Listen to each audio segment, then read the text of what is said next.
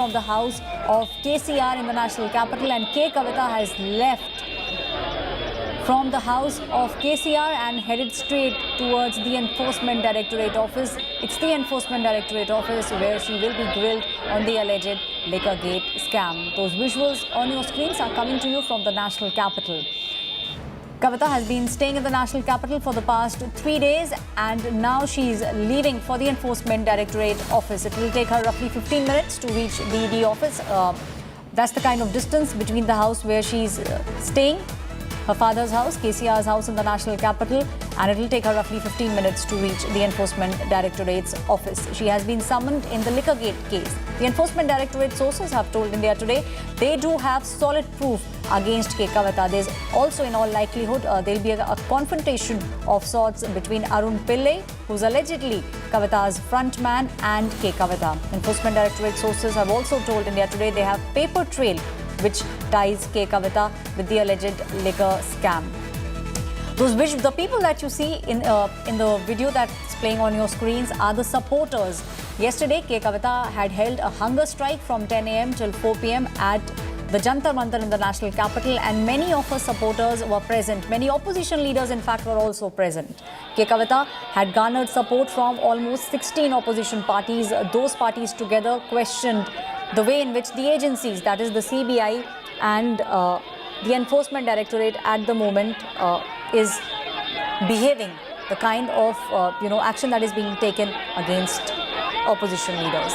Those visuals on your screens are live from KCR's house.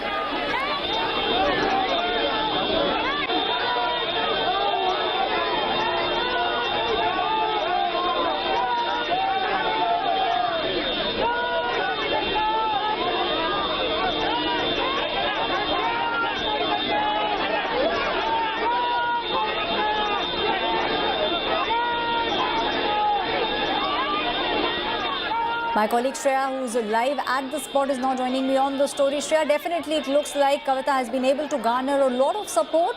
One can see almost a sea of supporters right outside the house. They are giving their support to Kavita, and it seems like it will be some time for this vehicle to to leave from the spot.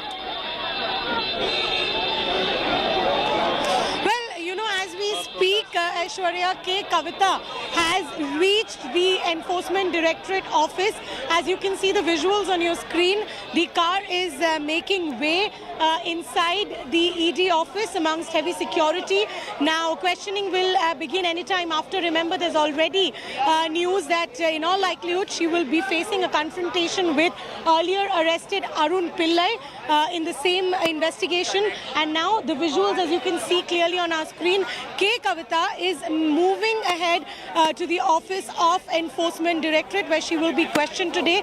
This investigation pertains to the alleged South Group cartel, which allegedly involves Kavita as well. And see the visuals clearly. You can see Kavita. She's getting down from the car, and she will be entering the ED office right now. These are clear visuals, and anytime after this, she will be questioned by the Enforcement Directorate.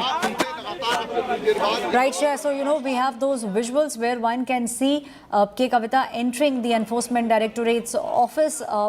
Sea of supporters right outside KCR's house. That's where Kavita was staying. Kavita has been garnering the support of not just her supporters, not just of BRS supporters, but also the support of many opposition parties. Opposition parties, the likes of Shiv Sena, NC, have been talking about the fact that there is selected targeting being done by the agencies. If you talk about Lalu Prasad Yadav, his son Tejashwi Yadav on one hand, if you talk about Kavita on the other hand, Manish Sisodia also on the other hand, opposition parties are now rallying around the point that what they are alleging at the moment is being done by the agencies at the behest of the Bharatiya Janata Party. Those visuals on your screens are from the house of KCR in the national capital. KCR is the Chief Minister of the state of Telangana. His daughter, Kavita, has been summoned by the Enforcement Directorate. On the other side of your screens, you see the sea of supporters that were standing right outside the house of KCR, shouting slogans and showing their support to Kavita. Kavita has been defiant and has in fact also dared the Enforcement Directorate over the past 2 days to show any kind of proof that links her with the alleged scam that took place in the national capital.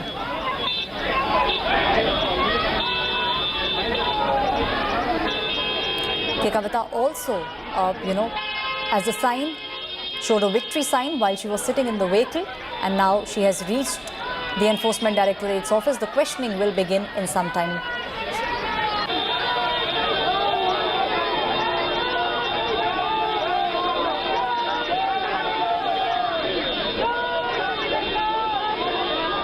My colleague Shreya is now joining me on this story. Shreya, definitely, we are seeing the kind of probe that is taking place both by the CBI and the Enforcement Directorate. There are many leaders on the target, ranging from Lalu Prasad Yadav, his son Tejashwi Yadav, to Manish Sisodia, to now Kavita. Enforcement Directorate sources, Shreya, have told India Today that they have solid proof because of which she has been summoned now.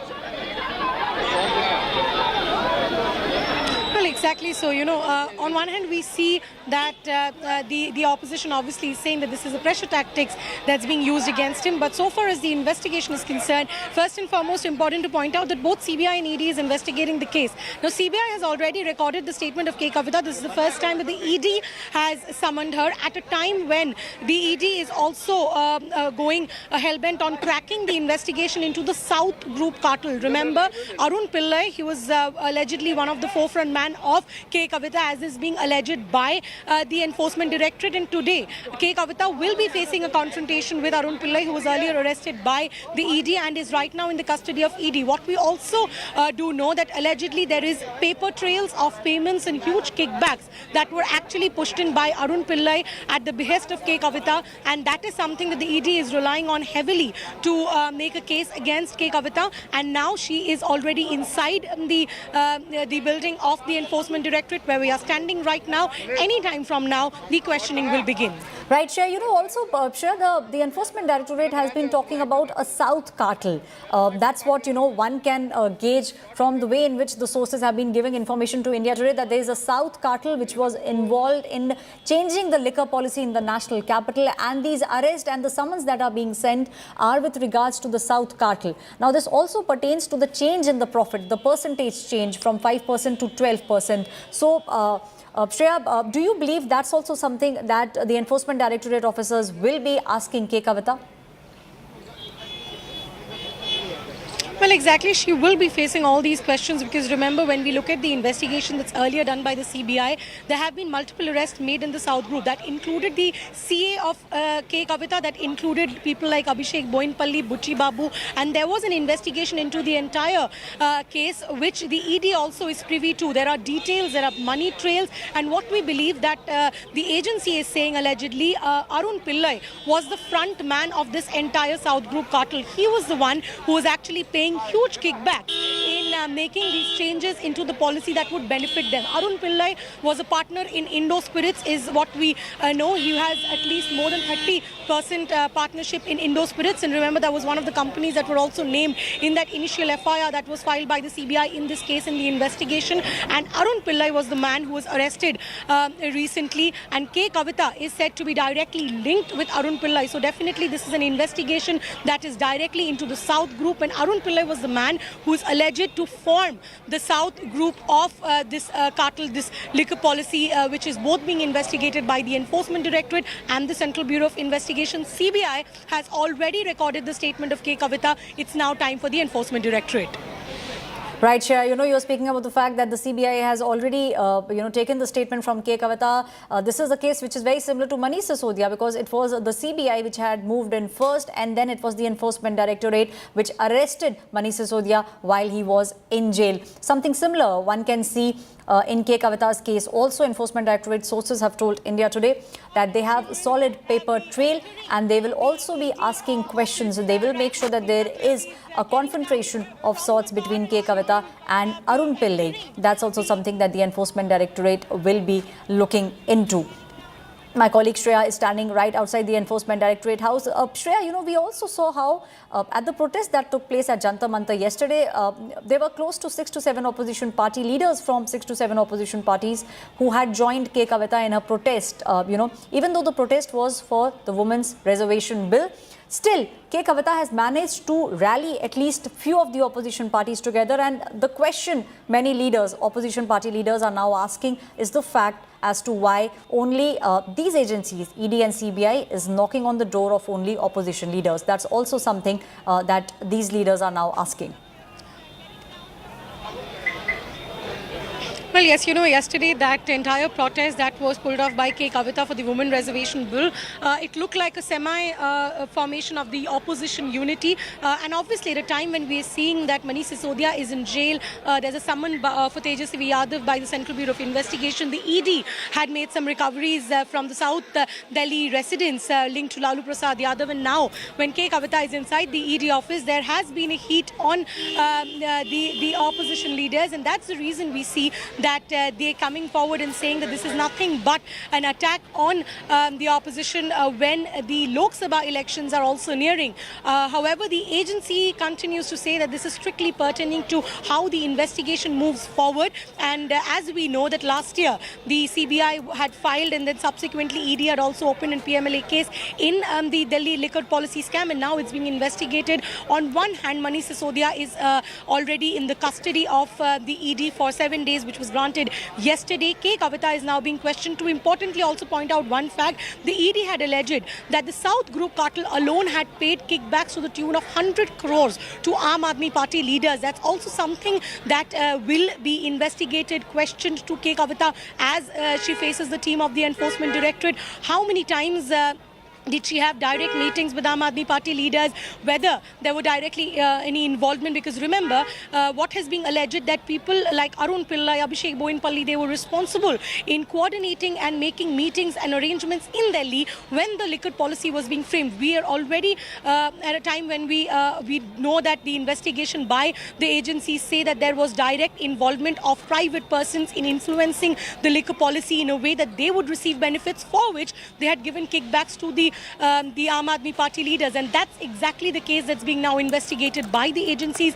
K. Kavita continues to face the heat, even at a time the opposition cries that this is nothing but a witch hunt.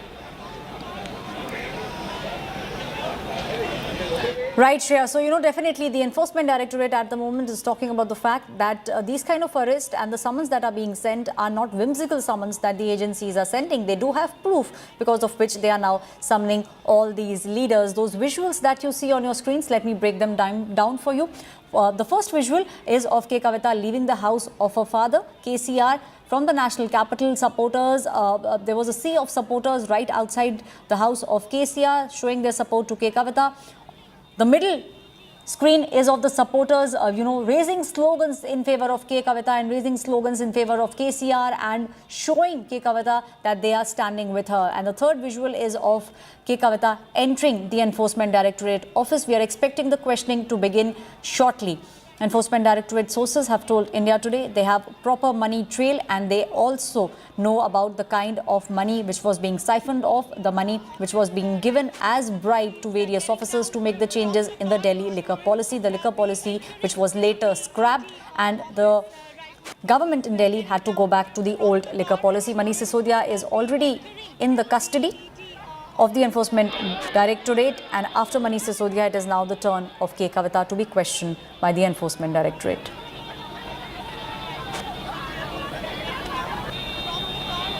My colleague Shreya, who's right outside the Enforcement Directorate office. Shreya, in how much time do you expect the questioning to begin?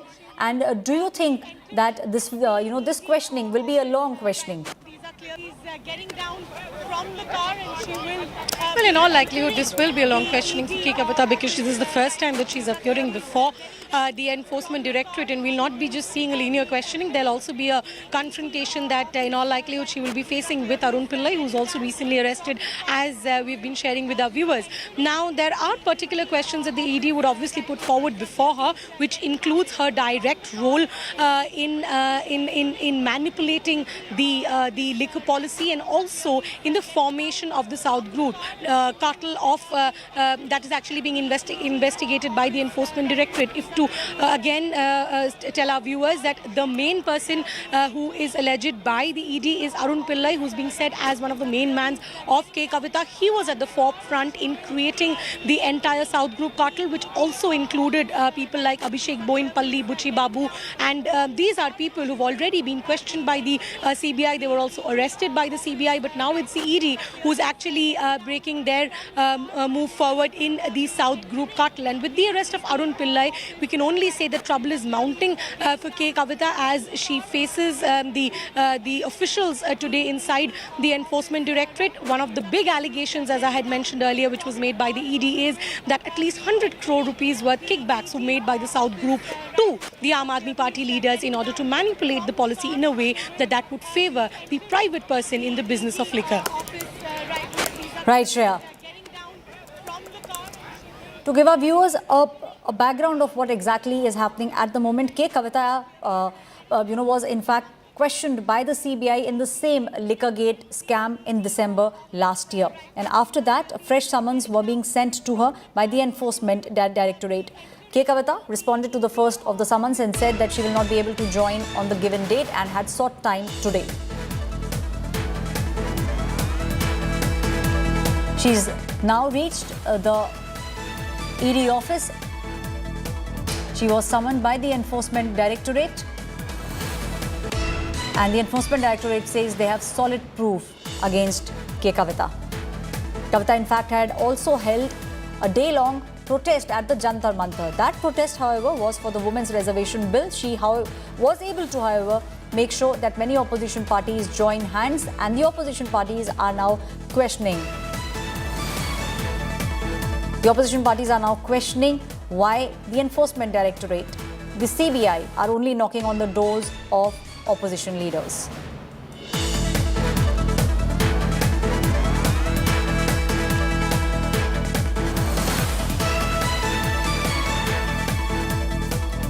BRS posters take a dig at the corrupt BJP netas. Now there's a poster war that is taking place in the national capital. Posters say no raids after joining the Saffron Party. Questions are now being raised about those leaders who were alleged to be corrupt before they joined the Saffron Party.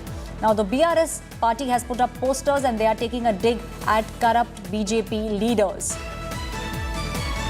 Posters say no raids after a leader joins the Saffron Party.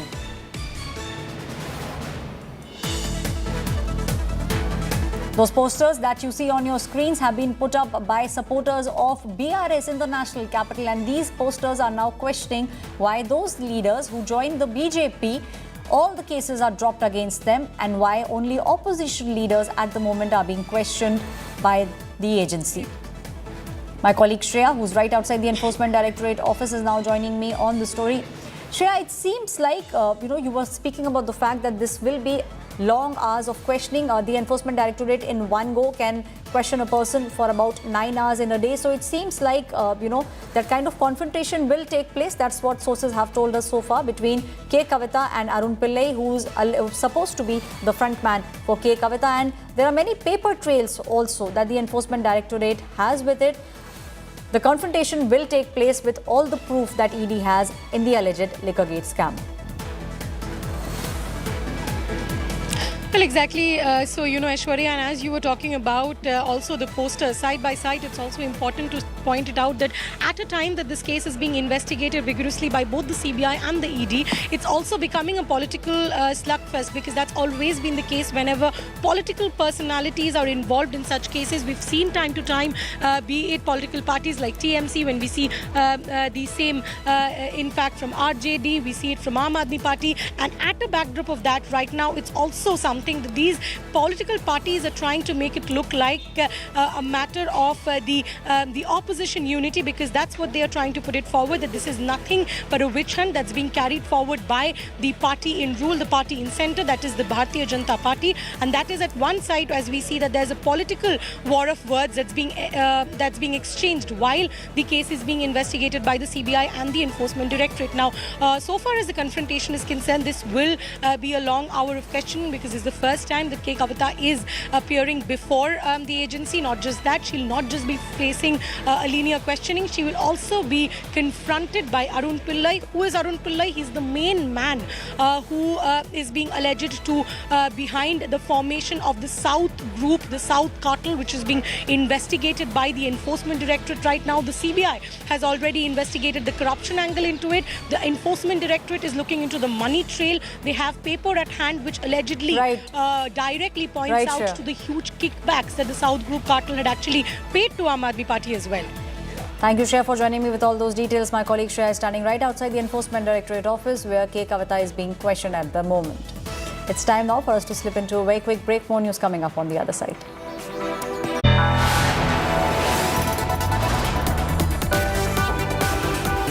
You are watching India Today.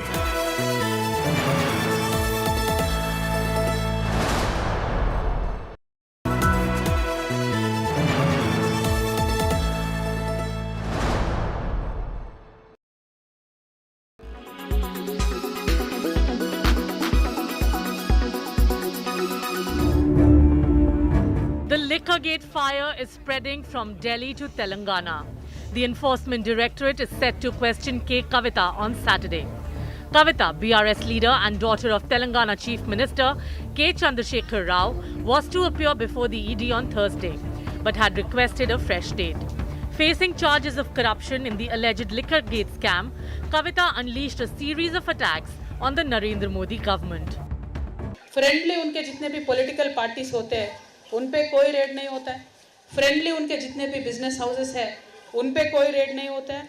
उन सब के लिए तो 7 खून माफ़ हो जाते हैं. अब अदानी जी ले लीजिए, बाकी बहुत लोग हैं, उन पे तो कुछ नहीं होता है. और आज तो इतना चर्चा है पूरे देश भर में कि देश में डबल इंजन सरकार चल रहा है. और ये 2 इंजन कौन है देश में? एक इंजन प्रधानी है, दूसरा इंजन अदानी है. The ED claims Kavita holds 65% stake in Indo Spirits, one of the alleged beneficiaries of the AAP government's liquor policy in Delhi that was scrapped last year. The agency claims Arun Pillai, who is now in custody, acted as a front for the BRS leader. आप अभिषेक और अरुण पिल्लाई को जानती हैं क्योंकि ED शायद ED को लेकर के आपसे सवाल करने वाली है, उनसे आमना सामना होगा. आपको ईडी का बहुत जानकारी है भाई, अंदर से कोई इन्फॉर्मेशन आ रहा है क्या? ईडी जो भी पूछेंगे हम उनका जवाब दे देंगे, आप टेंशन मत लीजिए. The ED summons to Kavita have raised the political temperatures in Telangana, where assembly elections are scheduled later this year. తప్పకుండా కవిత గారైనా ఎవరైనా కూడా అవినీతి పరులు అయితే వాళ్ళకు తప్పు చేయలేనప్పుడు కోర్టును ఆశ్రయించాలి, వాళ్ళు న్యాయం నిరూపించుకోవాలి, వాళ్ళు తప్పు చేయని విషయం నిరూపించుకోవాలి. అవినీతి విషయంలో నరేంద్ర మోడీ ప్రభుత్వం చాలా సీరియస్ ఉన్నది. ఇది భారతీయ జనతా పార్టీకి సంబంధం లేదు. కేసీఆర్ కొడుకు అన్నిట్లో స్పందిస్తాడు, అన్నిట్లో మురుగుతాడు, అన్నిట్లో వాగుతాడు. మరి అని ఇంతవరకు అన్నింటి స్పందించాలి. ఇది వాస్తవ ఫ్యాక్ట్, ఇది నిజమా. ఒక్కటి ఏంటంటే కేసీఆర్ ఫ్యామిలీకి ఒక ఫ్యాషన్గా మారింది. They are using ED as a tool to harass other opposition parties. Even more strangers, even before ED sends summons, the entire local BJP will start speaking. పంపించేస్తాము, రేపు సమన్లు వస్తాయి, ఎల్లుండి సమన్లు వస్తాయి. So is it not a fact that ED, IT and CBI are extended arms of Narendra Modi? The BJP sees Telangana as a potential growth area in South India. The Liquorgate scam in Delhi is set to figure prominently in its Telangana campaign while it mars KCR's national ambitions. Bureau Report, India Today.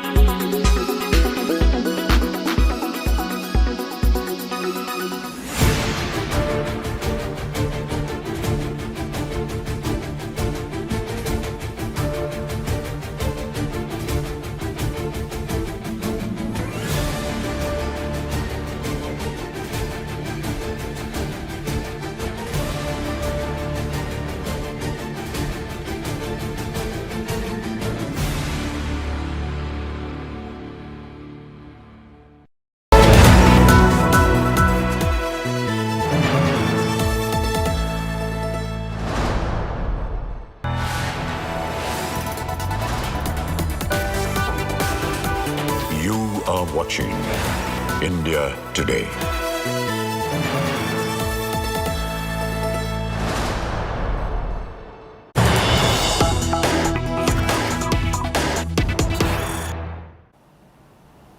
News that's just coming in. Bihar Chief Minister Nitish Kumar has now slammed the CBI summons that have been sent to the Deputy Chief Minister of the state of Bihar, Tejashwi Yadav.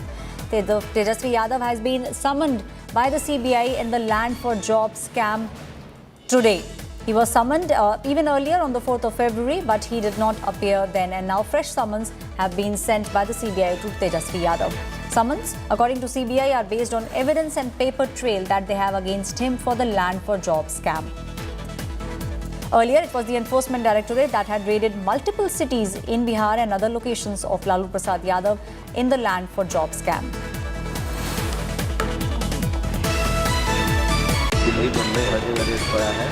आज फिर समन जारी किया गया, फिर बुलाया गया। कर रहा आज जिन पर हो रहा है तो अपना जवाब दे ही रहे हैं, तो इसमें हमको क्या करना। आपका सहयोगी पार्टी आप जानते हैं कि शुरू से लेकर के अब तक कभी हमने प्रतिक्रिया कहीं पर कुछ होता है उस पर हम नहीं। My colleague Aditya is now joining me on this story. Aditya, very clearly Nitish Kumar is saying summons have been sent, they will be responded to, but the Chief Minister of Bihar is also questioning why these summons are being sent to the Deputy Chief Minister of the state, Tejashwi Yadav.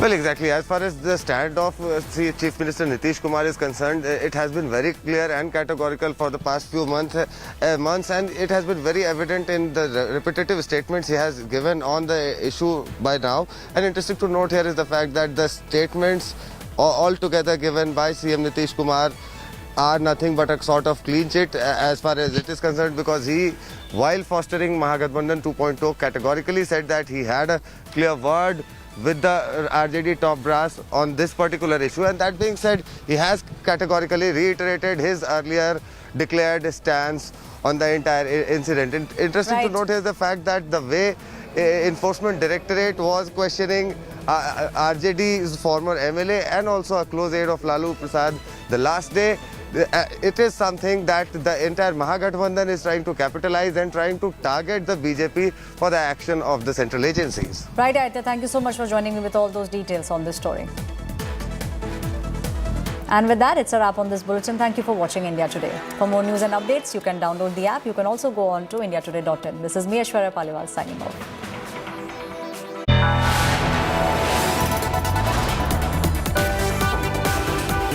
You are watching India Today.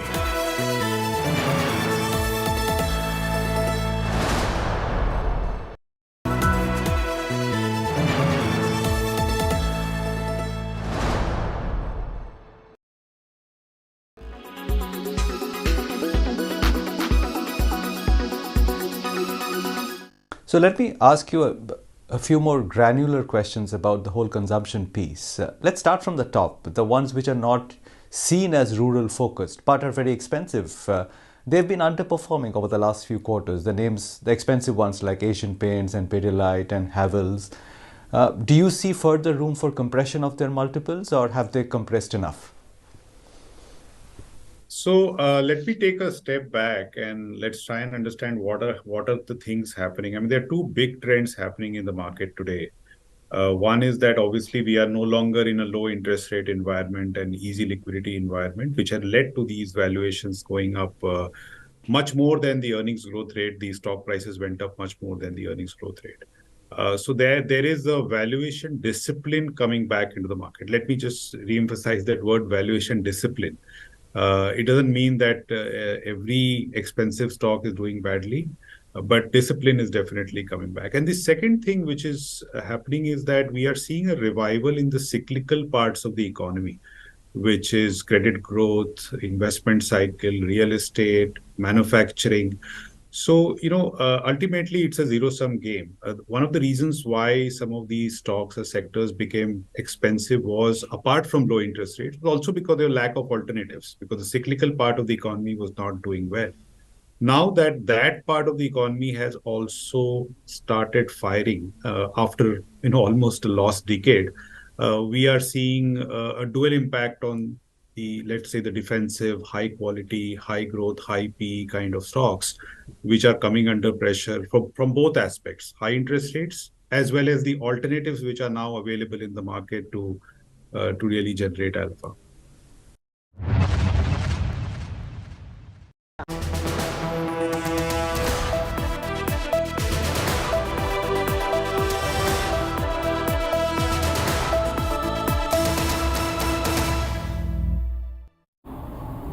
Hello and welcome to this week's edition of World Today.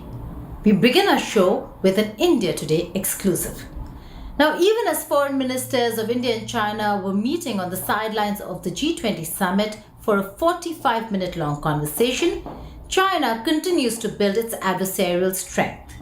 India Today has learned that China's People's Liberation Army, or the PLA, has ordered purchase of over 2,000 pieces of combined mace that fall under the category of cold weapons. Now you're wondering where a mace would be used and what really is a mace. Well, it is the weapon that was used by the Chinese forces against the Indian forces in Galwan during the clashes of June 2020. And it could very well be used against India yet again. In fact, there's no other place that China could really use these weapons. So what are Xi Jinping's plans for India and for the border standoff? Here's a report. The dragon speaks a forked tongue. Despite the diplomatic bonhomie at a display between India and China on the sidelines of last week's G20 meeting in New Delhi, India Today has learnt of China's nefarious preparations for a repeat of Galwan. In January this year, the Chinese army put out a tender for the purchase of spiked maces, and a month later the purchase was made. According to information on the military procurement network, the PLA issued 2 announcements on procurement inquiries on the military procurement network. One is a mace and the other is a combined mace. These spiked weapons have become common features at the line of actual control between India and China. With Chinese President Xi Jinping now elected for a 3rd term, what are Beijing's plans for India? Still be complexity, there will still be ups and downs in the relation, and the fact that the maces were purchased recently, it is indicative that the relations are not going to be stable going forward. While according to some reports, the People's Armed Police in Tianjin have used maces in the past as a deterrent weapon to deter criminals during patrols, the PLA have also trained with the same for combat. Another report has highlighted that the PLA has placed an order of 2,600 such maces. According to the purchase order, the length of the mace is around 180 centimeters. It consists of 3 parts: the hammerhead, the rod body, and the rod drill. Among them, the hammerhead is about 50 centimeters, equipped with fine steel spikes and sharp corners at both ends, machined, welded, and quenched to ensure strength, and the rod body is made of zinc steel pipe. On Chinese social media, some worried netizens have also speculated that the PLA would use them to deal with the ordinary people.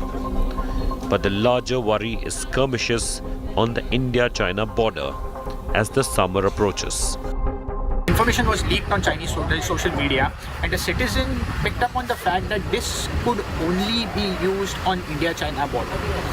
There is no other place where maces could be used, and because there is a past, there is a history of such instruments, such tools being used, this is going to be used on India-China border by the PLA in the future.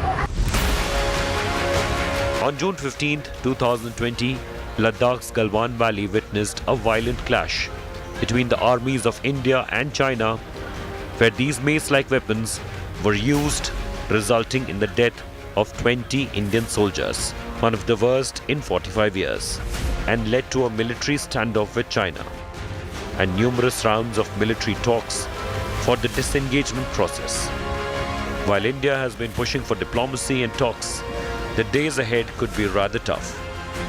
With summer searing in, the heat might be felt at the India-China border as well.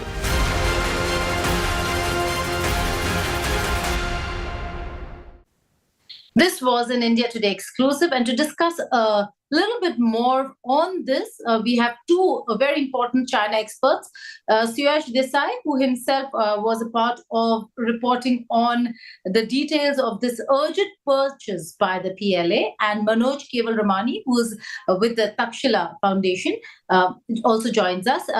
Manoj, many thanks for joining us. Let's begin with you. An urgent purchase is what we're looking at with the PLA purchasing combined mace. Now, we know where the Chinese have used it, particularly at the India-China border.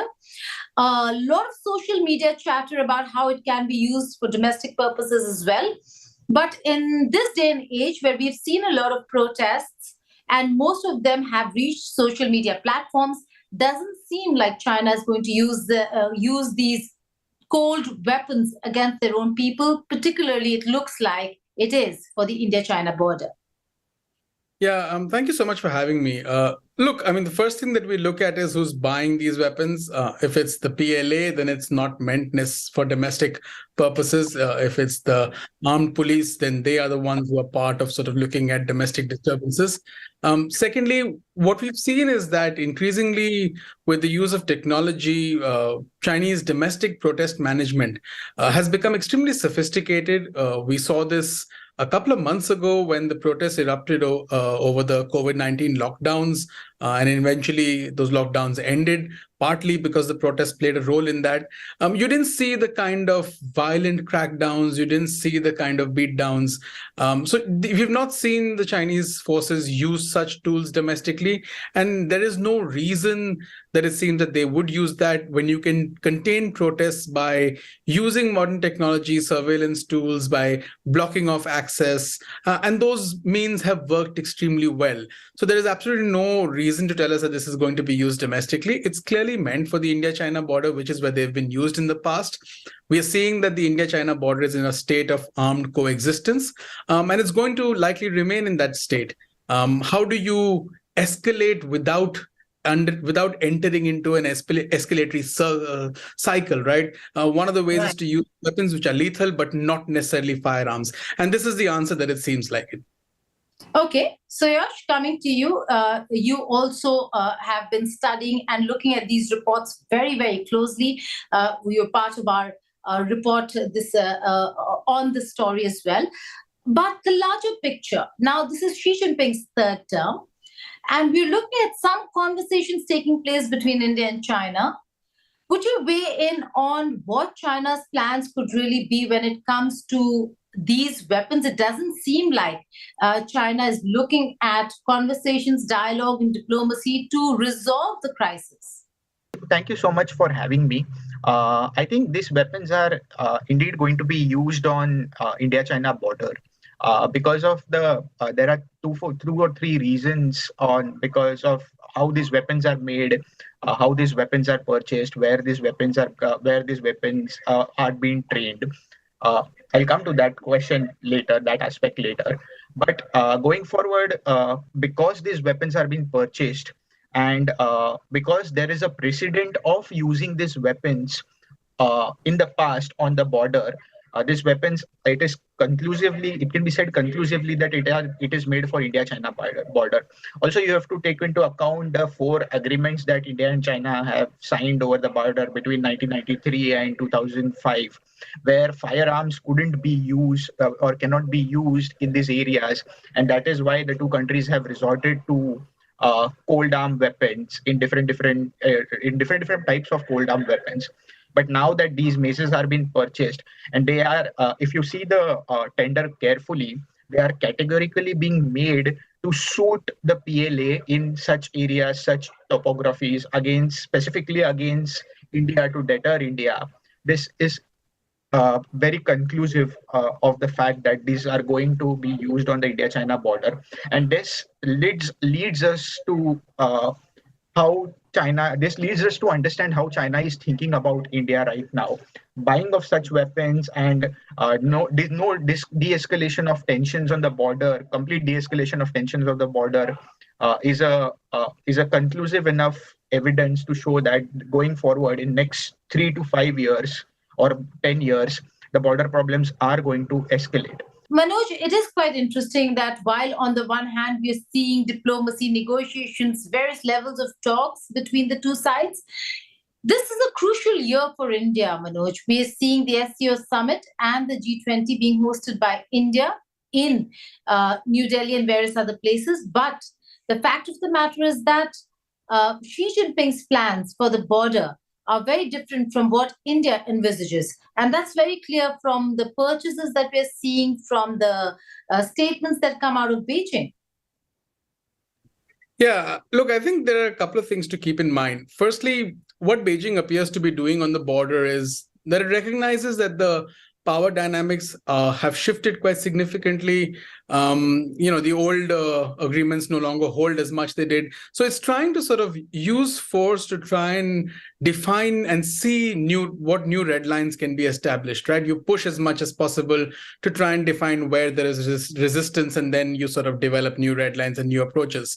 Now, when it comes to the G20, the SCO, I am of the view that we are unlikely to see Beijing wanting to disrupt these meetings in that fashion by using the border as a tool to disrupt them. We've seen that during the foreign ministers meeting, there was sort of some degree of, for the lack of a better word, jugalbandi between Russia and China. And they sort of abstained from agreeing to certain paragraphs of that statement that India had put out at the end as the chair.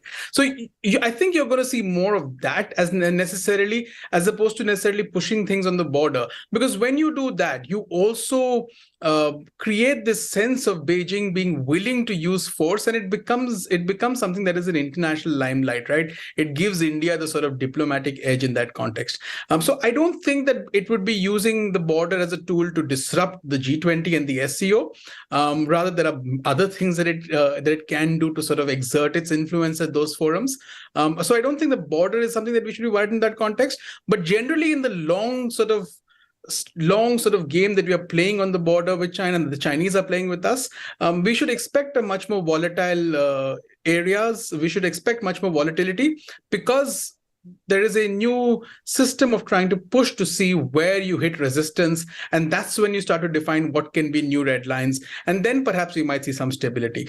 All right, then let me just take this to Suyash again. The fact that this might not be connected to, although it's a very crucial and critical year for India, being the host of G20 and SCO, might not be connected. But can we then expect problems at the border, irrespective of where the meetings are taking place, what meetings are taking place, that China is preparing herself for more border tensions and standoff with India? And therefore, the kind of weapons, the specifications that we've seen in this report clearly spell out an agenda for the PLA. Irrespective of what is happening in diplomacy, border problems are going on for a while. So I agree with whatever Manoj has said, that these are not going to relate, they are going to be interrelated with each other. For a very long time in the past, Galwan happened in 2020, and for the past 2.5 years, the border problems are happening in varying degree. And before that, this started in 2008 when the crystallization of ideology started, and still border problems were happening since 2013.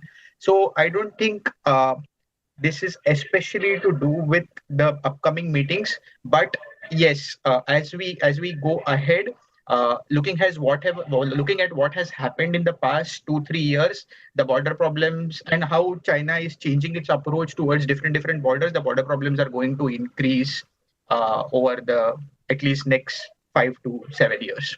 To wait and see how China continues the standoff at the border and what India's response is going to be should China continue using these weapons as a part of their military strategy and tactics. On that note, Manoj Kevalramani and Suyash Desai, many thanks for joining us here on World Today. Time to slip into a short break. On the other side, we'll talk about the political turmoil in Pakistan and what could Imran Khan's arrest mean for the situation in the country. Stay tuned.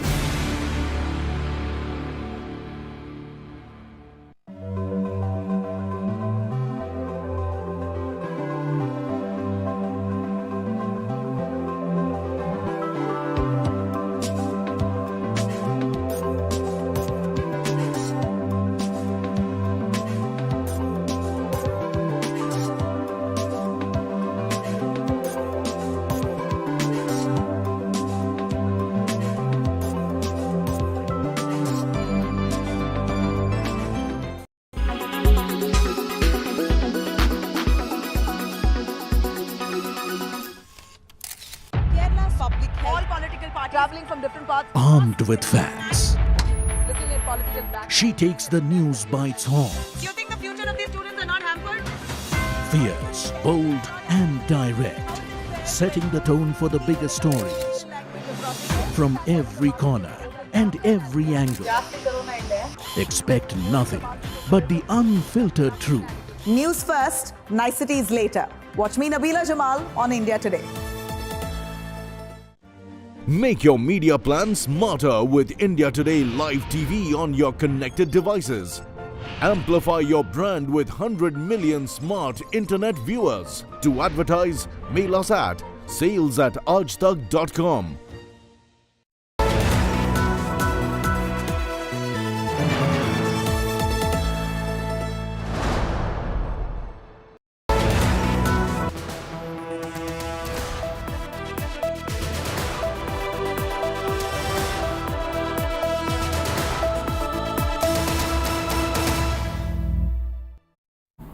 Welcome back to World Today.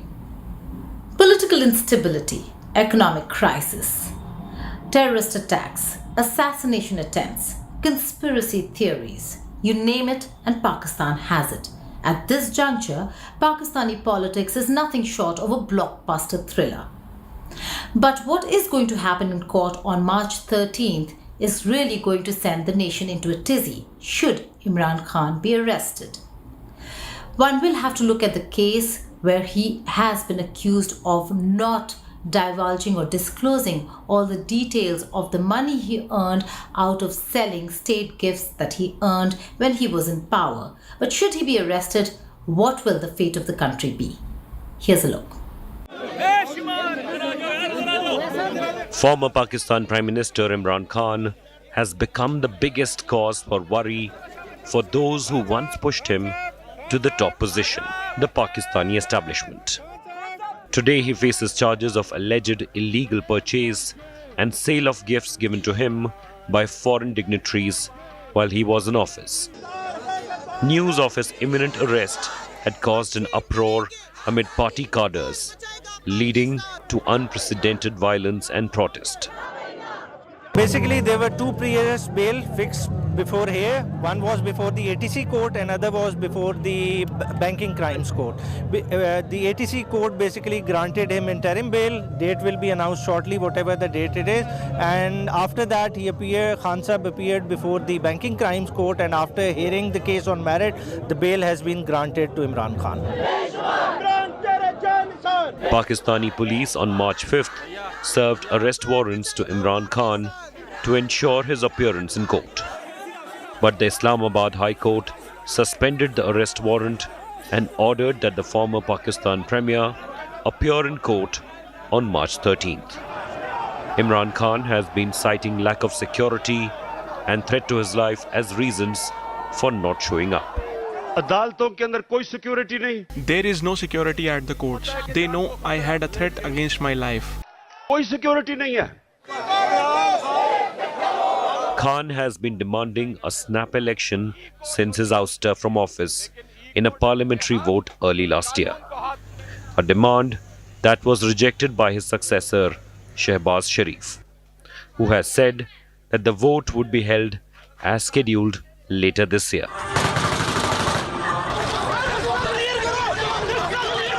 It was during the countrywide protest campaigns last year that he was shot at and wounded at one of the rallies.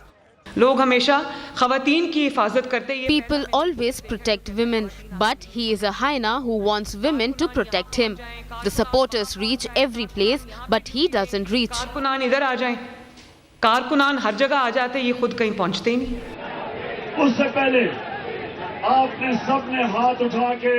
A determined Khan went ahead and announced a rally in Lahore to kickstart his election campaign, but which the government banned because clashes had erupted with Pakistani police firing tear gas shells. Batons were used on supporters, injuring several on both sides. सबसे पहले तो अपने कारकुनों को आज कहना चाहता हूँ. First of all, I want to tell all my workers who are out on the streets where shelling is taking place. All of you, please stop this. The rally that we had planned, we are not going ahead with it anymore. जो rally करनी थी वो अब हम नहीं कर रहे. Khan has been living in Lahore since November when he was shot in the leg by a gunman during a protest rally. Since then, he has only once travelled to Islamabad last week for court appearances in other cases against him. While the political drama unfolds, any action against Khan could foment political tensions and draw his supporters to the streets. An unnecessary distraction for Pakistan Prime Minister Shehbaz Sharif's government that's struggling to shore up finances and avert a default. Tossing to World at a Glance, where we take you through some other stories from across the world.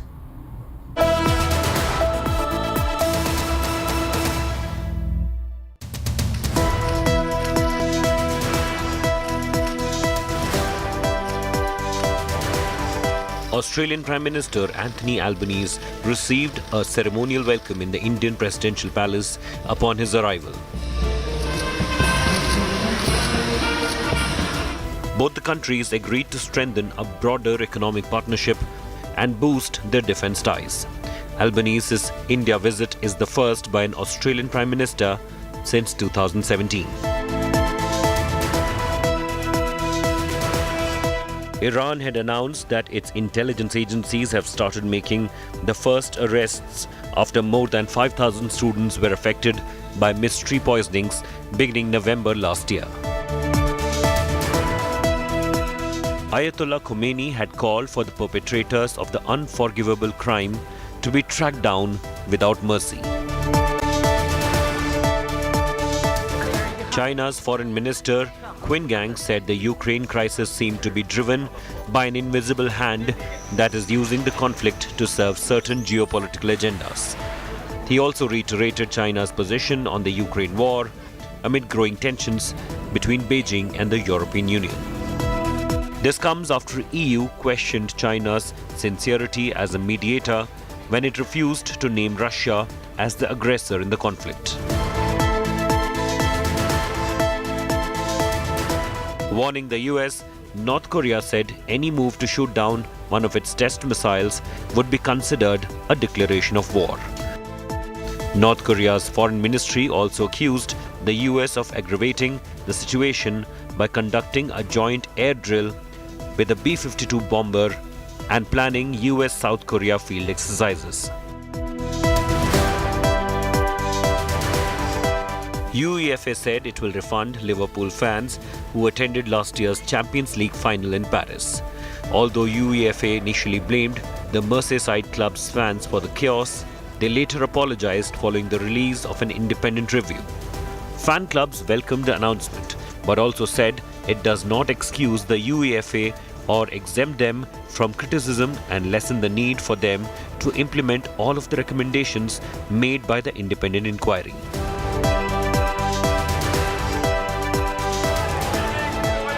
The streets of France once again witnessed chaos as protesters opposing the government's proposed pension reforms aimed to block the country. Many nationwide protest rallies attracted bigger crowds than previous ones since mid-January. Thousands took to the streets in Paris, including teachers, hospital workers, professionals and students. Looking to pile pressure on lawmakers, France's hardline union said there would be rolling strikes which could go on for days and affect oil refineries as well as the railways. That's all in this edition of World Today. Stay tuned to India Today for all the latest news and updates. Goodbye and take care.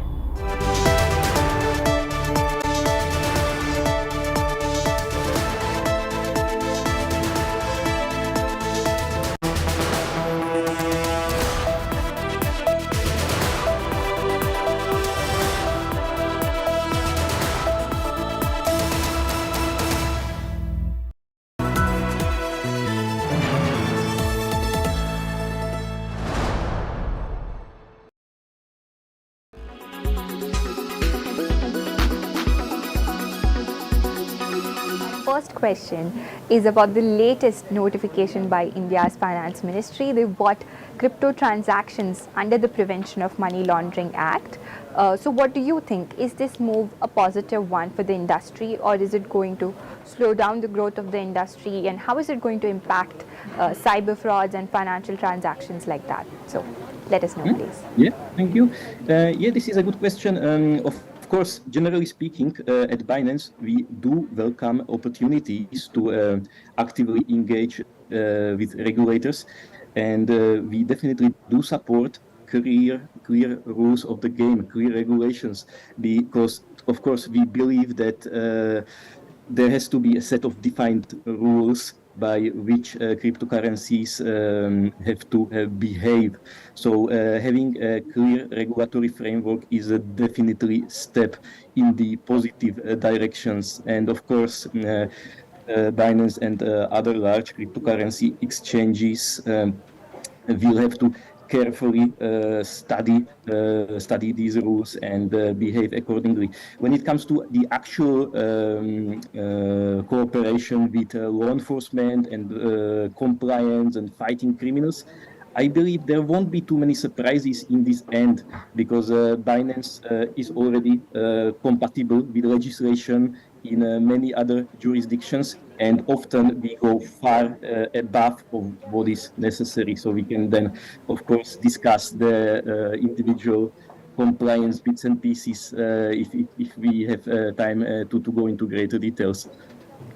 So since you just mentioned that Binance has several times, cooperated with law enforcement agencies and governments to curb money laundering, could you tell us about a few instances where they worked with the Indian agencies, say the Enforcement Directorate, to curb cyber fraud in India?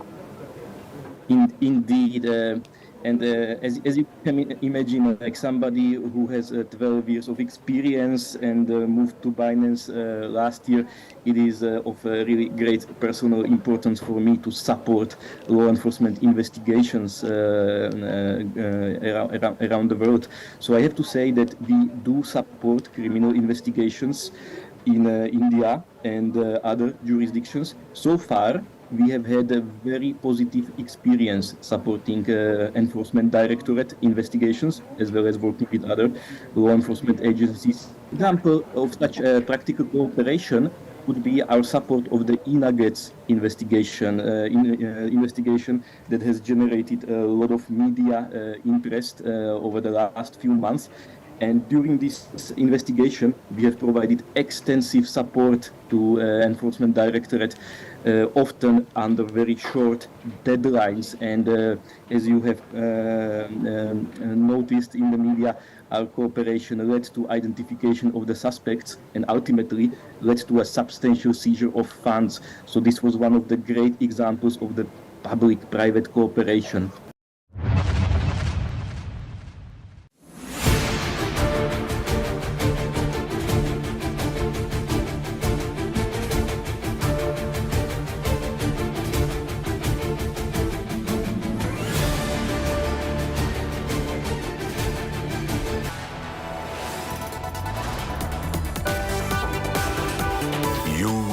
watching India Today.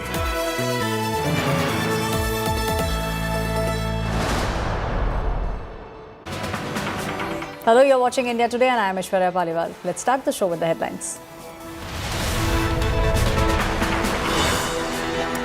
BRS MLC K. Kavita appears before the Enforcement Directorate in the Liquorgate case. Joint grilling of Kavita and frontman Pillai most likely. Enforcement Directorate says they have proof of her involvement in the Liquorgate scam.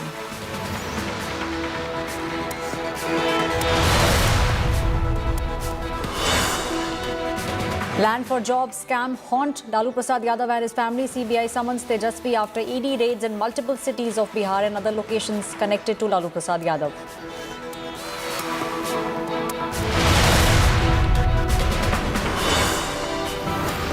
Big DK Shiv Kumar exclusive stage is all set for the state of war Karnataka. Shiv Kumar says Bommai government is massively corrupt, claims it's only the Congress party that can reunite the state. Earlier they said that they are going to run the elections with the Bommaiji's leadership. Now they are telling that you please vote for Modi and for a double-engine government. Where is the double-engine government? The engine itself is not started.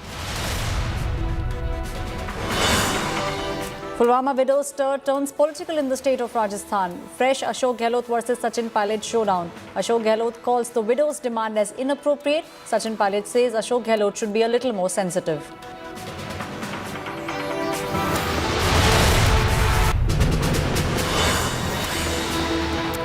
Facebook owner's big decision. Meta is exploring plans to launch a new social media app in the bid to displace Elon Musk's Twitter as the world's digital town square.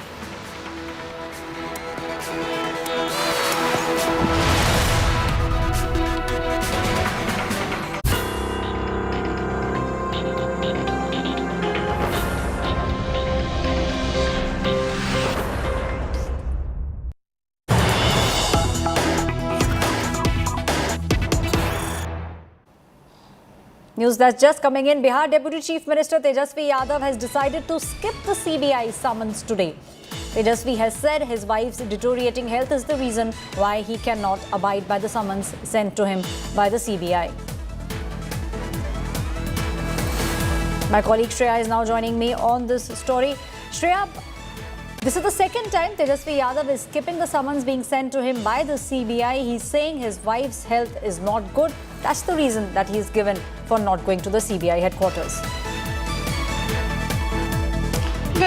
Well, exactly. So, Aishwarya, now this is the second time, as you rightly pointed out, the Central Bureau of Investigation had summoned Tejashwi Yadav. The first was on the 4th of February. Now, today he's written to CBI saying that because of his wife not being in the best of health, he's attending to his wife in the hospital right now, and that's the reason he can't appear before the CBI. So, in all likelihood, we will, in all possibility, see a third summon that will be issued to Tejashwi Yadav, and it will be interesting to see that whether he appears or not on that day. Thank you, Shreya, for joining me with all those details on this story. The second time that the Deputy Chief Minister of Bihar, Tejashwi Yadav, is skipping the summons being sent to him by the CBI. He's saying his wife's health is not good, because of which he cannot visit the CBI headquarters today.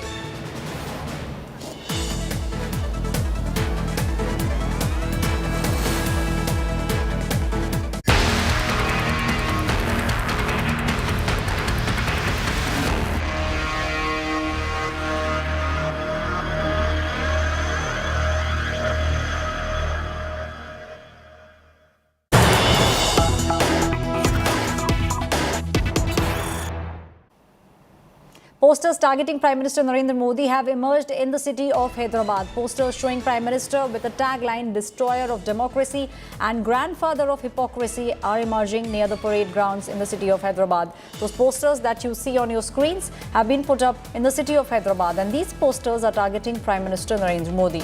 The posters read, "Prime Minister Narendra Modi is the destroyer of democracy and the grandfather of hypocrisy."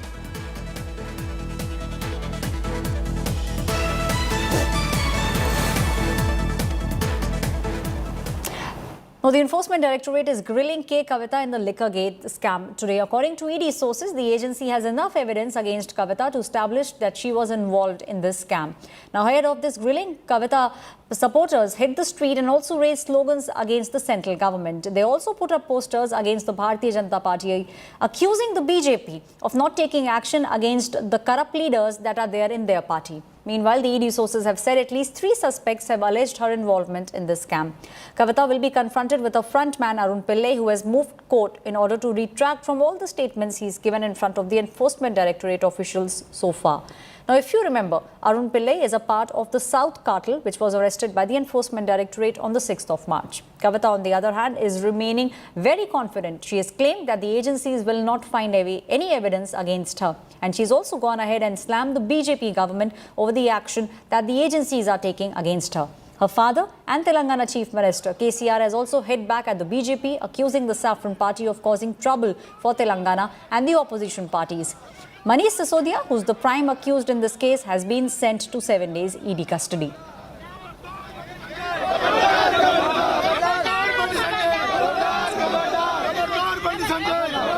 The visuals that you see on your screens are of BRS supporters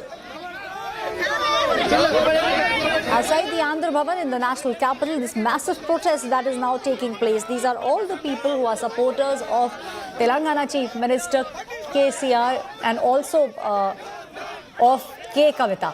So those visuals that you see on your screen, some massive protest taking place right outside the Andhra Bhavan, and all this is being done simultaneously when Kavita is being questioned by the Enforcement Directorate in the national capital. People are raising slogans against the Bharatiya Janata Party, also raising slogans against the leaders in the BJP. The supporters are questioning why it's only the opposition leaders who at the moment are being questioned by the Enforcement Directorate and why no action is being taken against those leaders who have now joined the Saffron Party. The same supporters were also seen right outside KCR's house when Kavita was leaving KCR's house to go to the Enforcement Directorate office. And now, as you see on your screens, these visuals,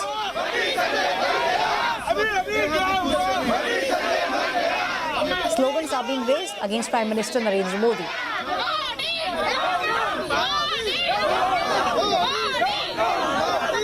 Modi down, down are the slogans that are being raised.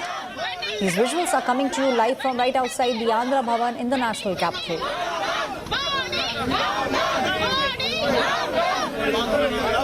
Supporters of KCR and her daughter Kavita raising slogans of Modi down, down.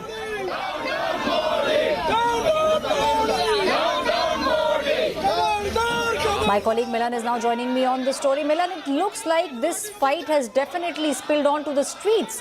Right outside Andhra Bhavan, one can see these visuals of supporters raising slogans against the Prime Minister.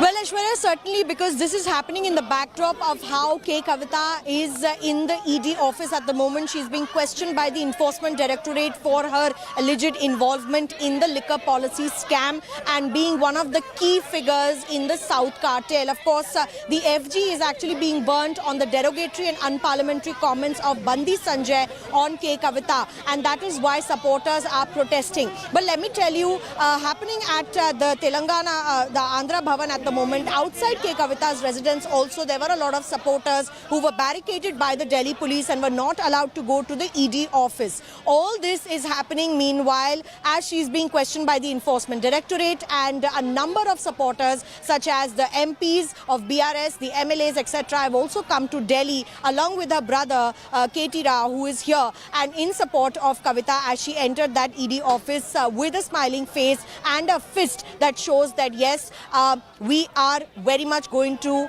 support the works that are being done. We are going to talk about the Women's Reservation Bill, but we are not going to bow down or cow down in front of the government. And of course, the allegations that are being made from the BRS side is that the BJP is using, the government is using these agencies for their own benefits and gains. And that is why the supporters there burning FGs and chanting slogans against the present government of the BJP. Milan, you're on the ground. Do you believe one could see more of these kind of protests taking place? Because we did see the supporters had turned up in large numbers yesterday when Kavita was protesting, for the Women's Reservation Bill. And now it seems like this fight has moved from south to north and has also spilled onto the streets of the national capital.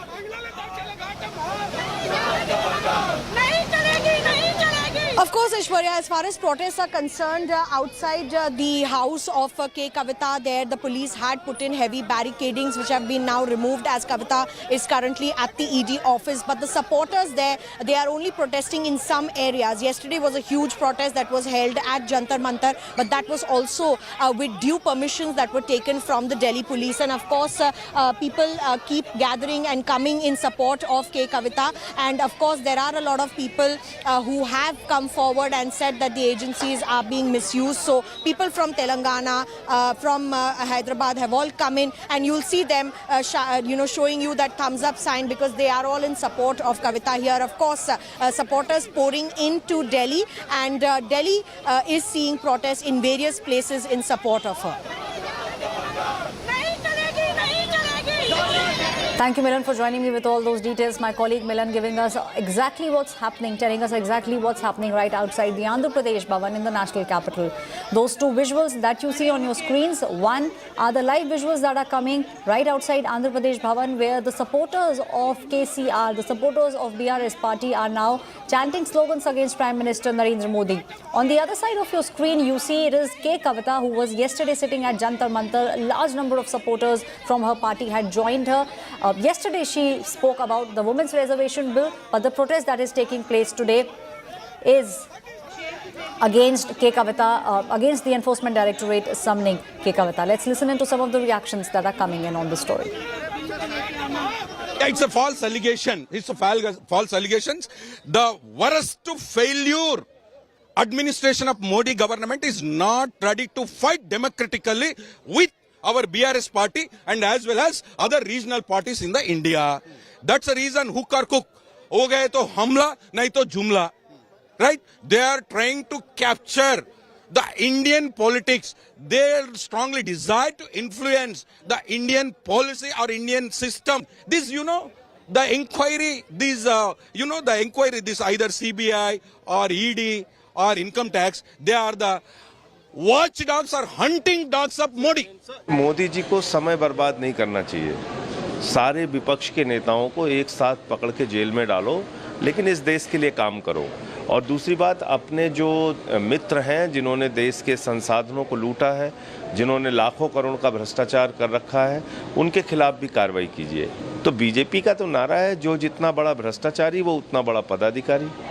Hemant विश्व शर्मा पे water घोटाले का आरोप लगाते हैं, उसको मुख्यमंत्री बना देते हैं. व्यापम घोटाले के आरोपी शिवराज सिंह को मुख्यमंत्री बना देते हैं. माइनिंग घोटाले के आरोपी येदियुरप्पा को मुख्यमंत्री बना देते हैं. लैंड स्कैम घोटाले के आरोपी नारायण राणे को केंद्र में मंत्री बना देते हैं. ऐसे कितने उदाहरण पड़े हुए हैं. अगर आप लोग ईमानदार हैं, अगर आपने कुछ नहीं किया तो आपको जांच का सामना करना चाहिए. आपको खुलकर बोलना चाहिए कि मैं जांच के लिए तैयार हूं, किसी भी सवालों के लिए तैयार हूं. और अगर आपने कोई घोटाला किया है, भ्रष्टाचार किया है, तो आप चाहे इधर उधर की बात कर लीजिए, मगर कोर्ट में जाकर तो आपको ना आपको महिला के बारे में बात करनी है, ना आपको शिक्षा के बारे में बात करनी है. कोर्ट में जाकर तो आपसे शराब घोटाले के ऊपर ही सवाल पूछे जाएंगे. The issue of Srimati Kavita, whatever it may be by ED or CBI, the legal process, and she is facing a legal process, and whatever the legal process demands or situation arises, the steps will be taken according to them by the investigating agencies. आज कविता, मनीष जी, फलाना ढिमकाना थोक में करिए. थोक व्यापार, थोक कारोबार, पूरे विपक्ष को पूरे देश में जेल में डाल दीजिए.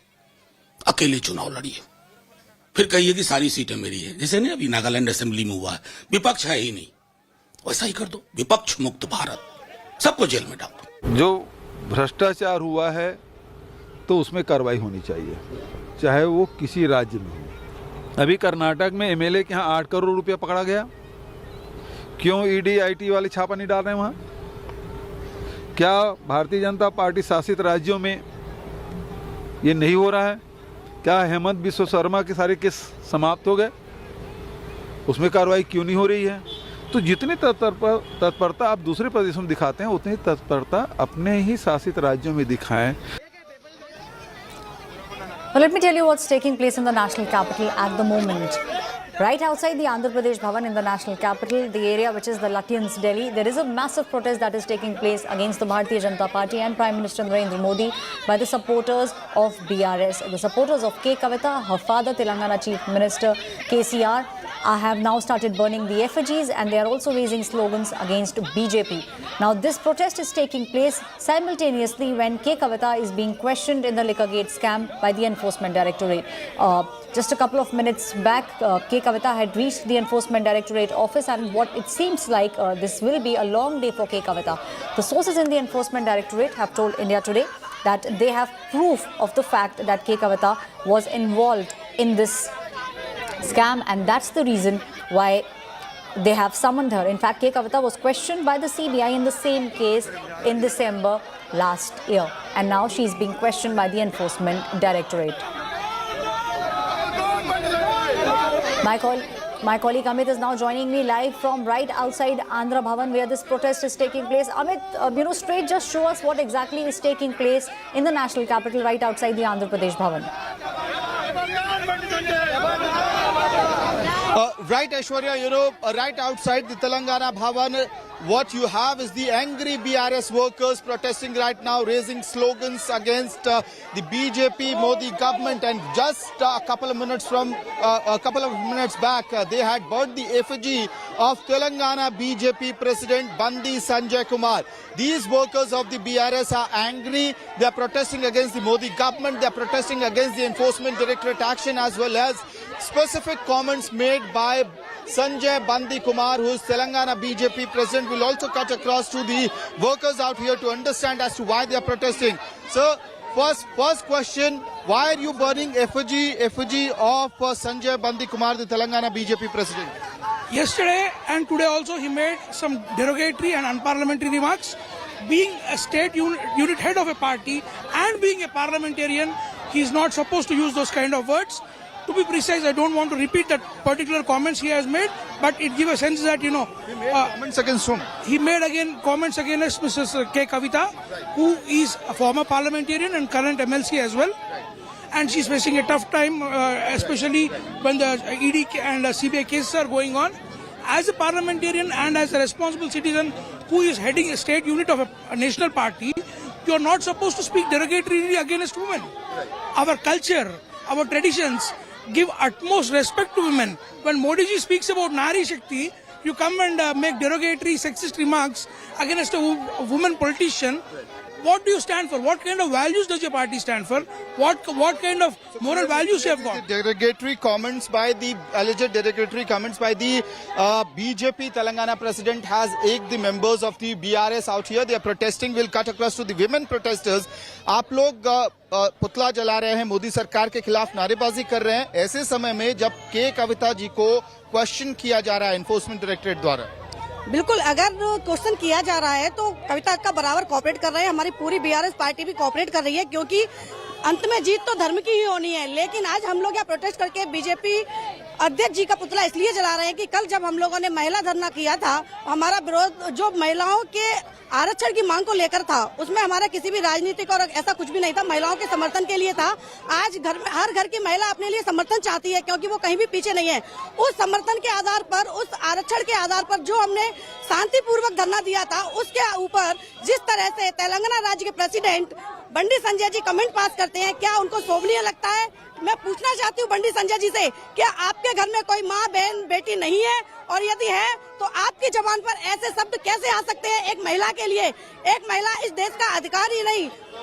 Okay, so clearly anger against Sanjay Bandi Kumar, the Telangana BJP president, and also against the Enforcement Directorate's action against K. Kavita. Back to you, Aishwarya. Thank you so much, Amit, for giving us all the latest details of what's taking place right outside the Andhra Pradesh Bhavan in the national capital. It's time now for us to slip into a very quick break. On the other side, Japanese woman was harassed on Holi. She has now left the country. 3 have been held for molesting her. More details on this story after a very quick break.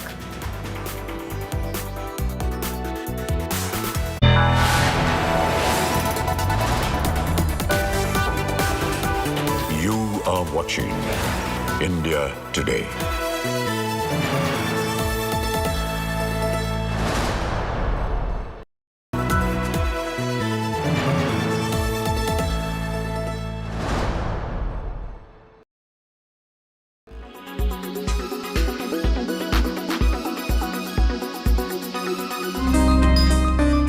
Young, talented, immensely popular, and a promising career ahead. But their young lives tragically cut short. Celebrities who died way too young, leaving behind an eternal vacuum. The demise of Raju Srivastav has left the entire country in utter shock. The comedian fought a long battle with his ailment before he breathed his last at the age of 58. The reason? He experienced chest pain and collapsed while working out at a gym. However, this isn't the only time when a young celebrity had lost their life under similar circumstances. In fact, this has become more frequent phenomenon over the past year. Like Raju Srivastav, death of Krishna Kumar Kunnath, popularly known as KK, at the age of 53 also came as a shocker. KK had died moments after a live concert, where he complained of excessive heat and discomfort, causing a cardiac arrest leading to his demise. Puneet Rajkumar is also one of the celebs whose death left a huge void in the film industry. The actor was only 46 years old when he left for his heavenly abode. Puneet had complained of uneasiness to his wife Ashwini, after which he was rushed to hospital. He passed away on his way to the hospital. Puneet was known for being a teetotaler and someone who was extremely health conscious. And to lose him surely was a blow to the film fraternity. Actor Siddharth Shukla too died at the age of 40 in September 2021 after suffering from a massive cardiac arrest.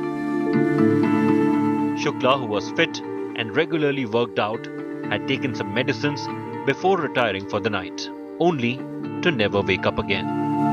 He was declared brought dead by Mumbai's Cooper Hospital. Known for his performance in Balika Vadhu, Humpty Sharma Ki Dulhania, Shukla had gained popularity after he emerged as the winner of celebrity reality show Big Boss 13. While death never really has a reason, but stress, frequent travel, long working hours have been listed as some key factors that have acted as triggers for rising cases of heart attacks in men above the age of 40. And it's devastating to lose these brilliant stars way too early. Entertainment Bureau, India Today.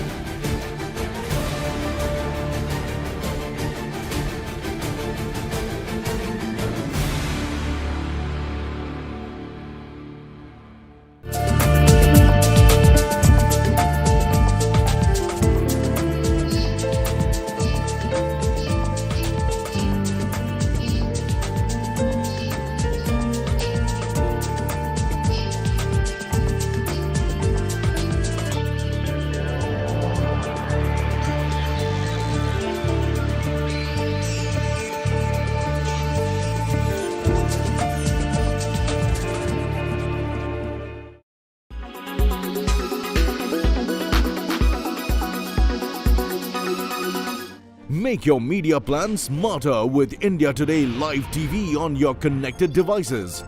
Amplify your brand with 100 million smart internet viewers. To advertise, mail us at sales@aajtak.com.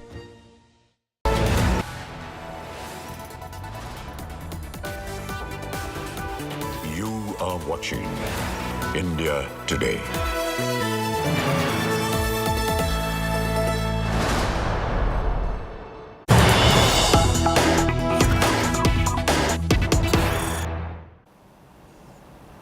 News that's just coming in. Pakistan has been left red-faced at a global level. Pakistan FM Bilawal admits Islamabad has been unable to get Kashmir attention at the United Nations.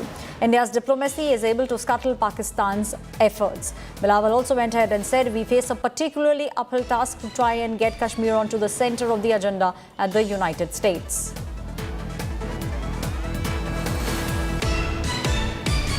We face a particularly uphill task to try and get Kashmir onto into the center of the agenda at the United Nations. And whenever the issue of Kashmir is brought up, our friends within our neighboring countries strongly object, vociferously object, and they perpetuate a post-fact narrative where they try to claim that this is not a dispute for the United Nations, that this is not a disputed territory recognized by the international community. And they insist, counter to the facts, counter to the reality, that their usurpation of Kashmir should be endorsed. So while we do find it difficult to get the truth across, we are persistent in our efforts. And at every opportunity, be it at the UN Security Council or at various events that I attend or address or chair, I do make the effort not only to mention the hypocrisy when it comes to the plight of the people of Palestine, but also to focus on the difficulties faced by the people of Kashmir. And with that, it's a wrap on this bulletin. Thank you for watching India Today. For more news and updates, you can download our app. You can also go on to indiatoday.in. This is me, Aishwarya Paliwal, signing off.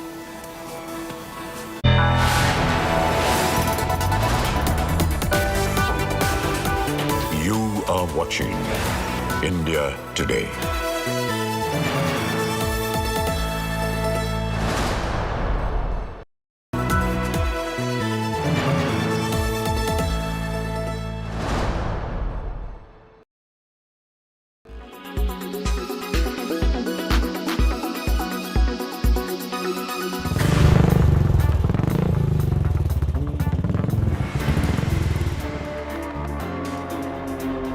Got a call from somebody from TVS, and they said, you know, we're looking at having you on board. Next thing I know is they've decided to launch me as the first racer in 33 years of TVS racing. See, when I started riding motorcycles, I mean, now when I think of it, I wonder how I did that because I didn't have, we didn't back then have this concept of, you know, gears, and we just ride motorcycles, you know, we just be extremely callous about it. I never saw motorsport as with a gender bias at all. I mean, I never saw it as the guy is able to, it's at the end of the day, you're able to race better than me. So, or I'm able to race better than you. It is important to first skill up, to first know your motorcycle in and out, to be one with it, and then you start exploring the style of racing you want to get into. And I figured dirt always, you know, had my heart. So I focused more on off-roading and, you know, a lot of trails and that kind of riding.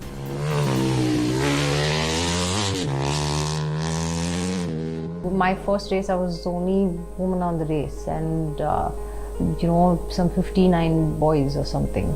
So that was very intimidating at the time, and also for people at the time to open up to this idea of, you know, women in motorsport. Motorsport, then, it is a physically demanding sport, but at the end of the day, it's about learning the skill. So it doesn't have to do with man, woman. It doesn't have to do with a lot of people I've come across that think because they're short, you know, they may not be able to comfortably ride a motorcycle, or because they feel like you know, they won't be able to handle the weight of the motorcycle. But all of that is because you haven't got yourself to try it. So it's only intimidating until you try it, until you do it the first time. I think it has always been more of a mind game because physically, of course, we prepare to, you know, to be fit and to be able to handle, hours of riding and handle the terrain. But mental fitness is, that is something that's very, very important.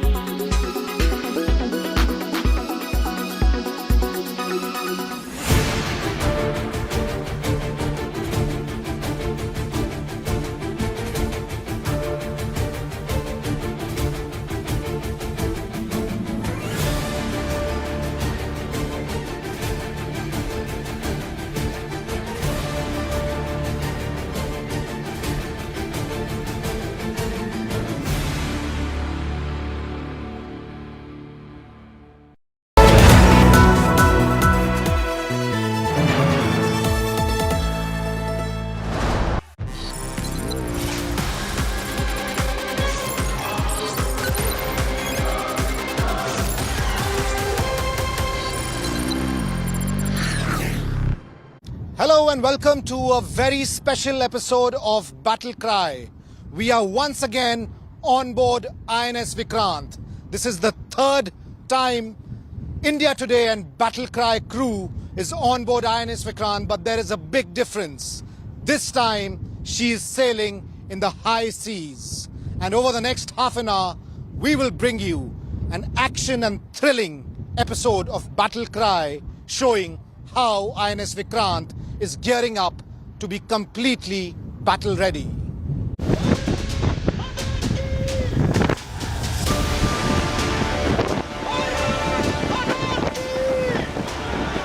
INS Vikrant out at sea, accompanied by other warships. A full display of firepower on the waters. This is a live combat demonstration, a drill of how Indian Navy's destroyers that are sailing along with INS Vikrant are neutralizing a target. There is a towed target that has been assigned to them, and continuous gunfiring is happening as these destroyers that are in the high seas along with INS Vikrant are ensuring that the target that they have been given, it's hit, and it's hit hard and accurately.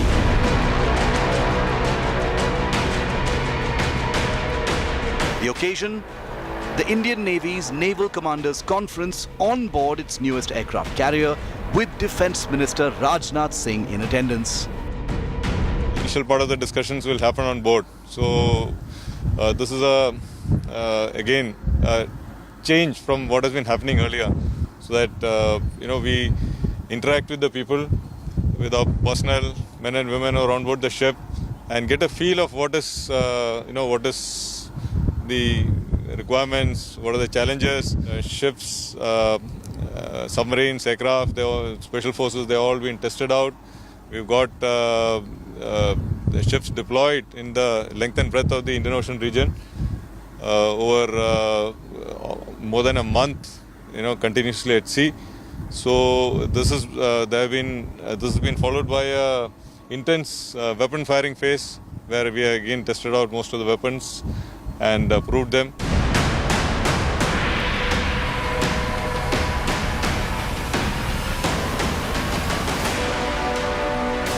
The Indian Navy's warships line up as part of the fleet and the carrier battle group with Vikrant. The Indian Navy's destroyers, frigates, corvettes, all part of the combat drills. INS Vikrant is sailing with a fleet of 17 vessels, which include destroyers, frigates, corvettes and submarines. An aircraft carrier is a floating airbase and it has a huge fleet always moving with it. What we are seeing are frigates and corvettes, part of this fleet that are specializing at anti-submarine warfare, a very critical part of any aircraft carrier's fleet. The Indian Navy has just completed a huge mega exercise Tropics, which was a 3-month exercise which has culminated with this Naval Commanders Conference that is taking place on board INS Vikrant. The entry of INS Vikrant is a massive boost for the Indian Navy's firepower. Now 2 aircraft carriers will operate simultaneously, in addition to the existing INS Vikramaditya.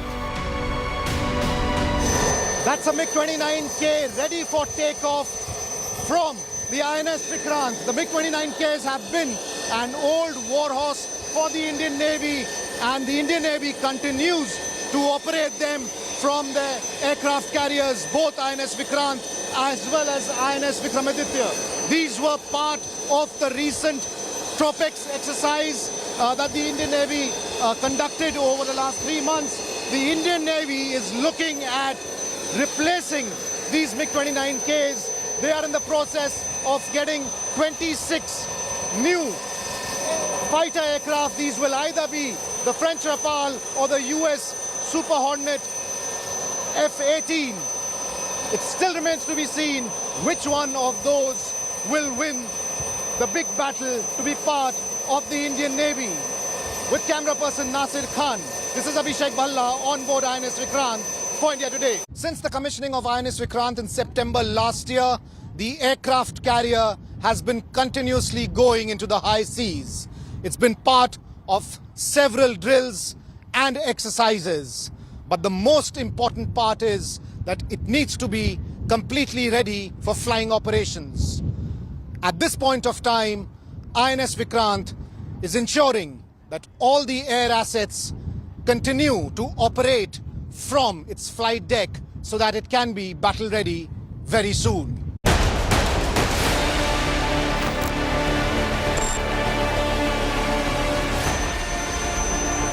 A MiG-29K roaring on the deck of INS Vikrant.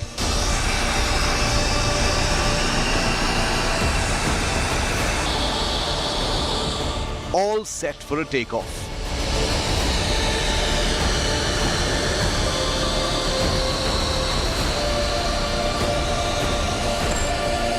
India's first indigenous aircraft carrier is sailing on the high seas. Air operations are on.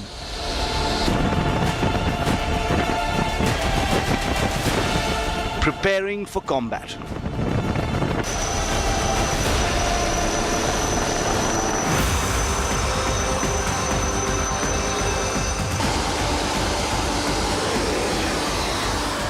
Within seconds, the fighter aircraft zooms off the ski jump, taking off from the short runway up into the sky, maneuvering over the deep waters of the Arabian Sea. There are 3 MiG-29Ks on board INS Vikrant at this point of time, and also about 5 helicopters. But the aircraft carrier has the capacity to accommodate at least 30 aircraft, which means about 16 to 18 fighter aircraft, and the rest can be helicopters. The LCA Navy has also made landings and has been operating from INS Vikrant, but in time to come, the Indian Navy would want to replace their fleet of MiG-29Ks, and the process to get new fighter aircraft is already on.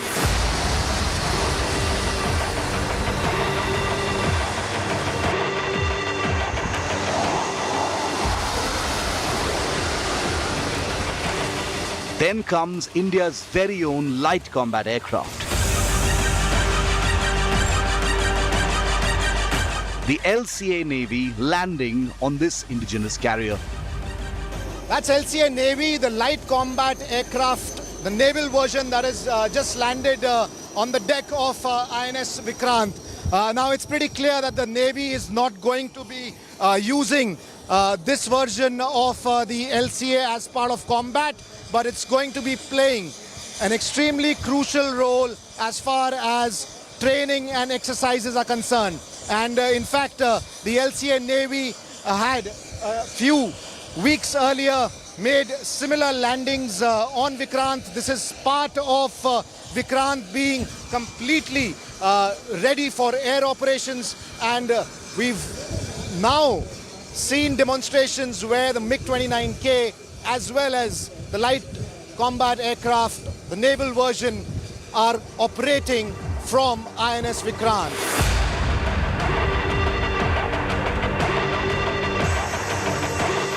India's brand new homegrown aircraft carrier can accommodate up to 30 aircraft. That's 18 fighters and helicopters.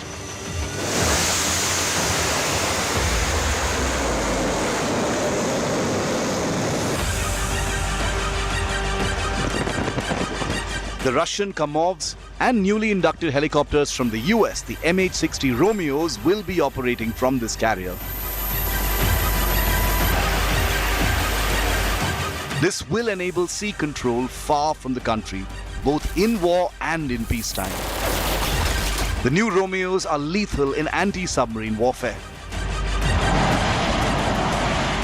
Flying trials started in November, and by the end of May 2023, this warship should be fully ready for air combat.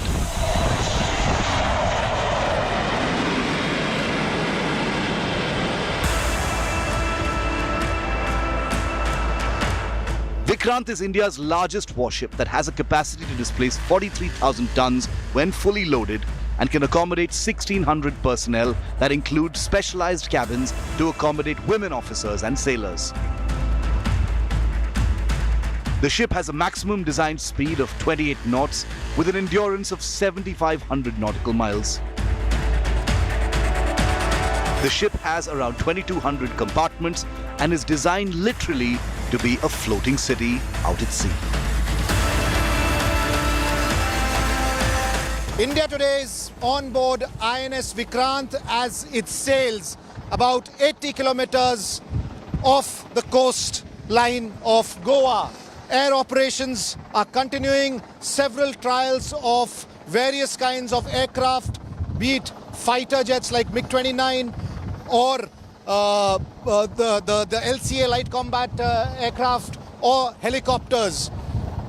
In little time from now, the INS Vikrant will be completely ready for combat.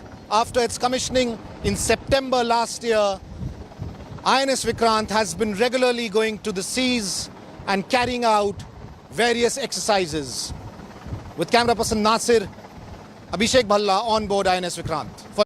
After getting its first indigenous aircraft carrier, the Indian Navy is now moving towards being completely Swadeshi. For this, the Indian Navy wants to make sure that all timelines are met for the Indian Navy to get its indigenous fighter aircraft. Take a look at this report.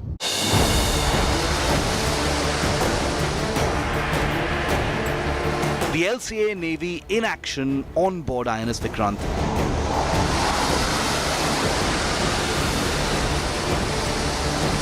It's been carrying out sorties since the carrier started its aviation trials.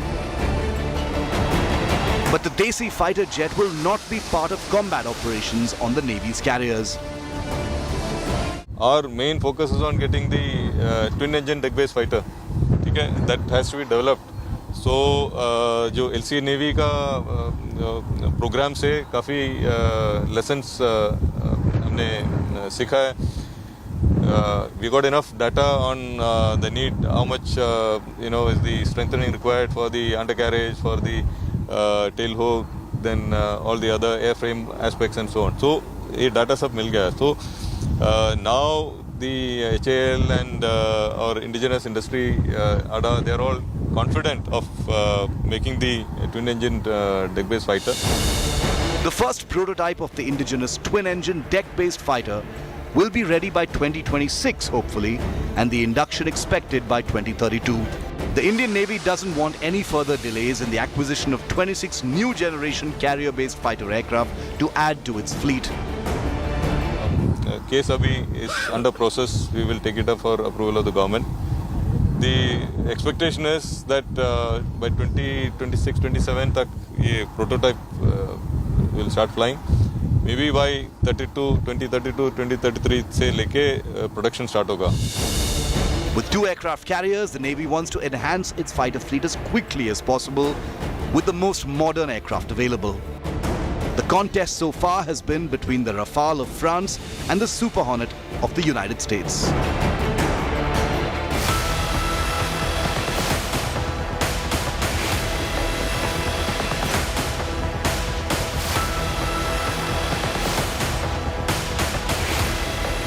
The French Rafale blasting off from its mothership. And America's top gun, the Super Hornet, departing America's iconic supercarriers. Currently, 2 of the world's most battle-proven naval fighters, the Rafale and Super Hornet, have spent the last few years competing for a lucrative Indian Navy contract.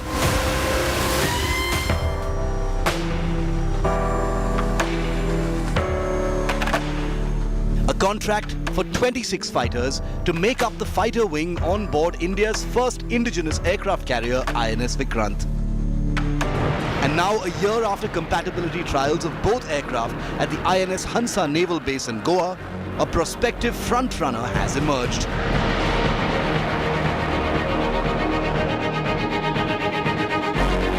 Top sources tell India Today that the Rafale has edged out the Super Hornet in the contest, with the Indian Navy formally informing the Defence Ministry that the French Rafale is more suitable for its requirements.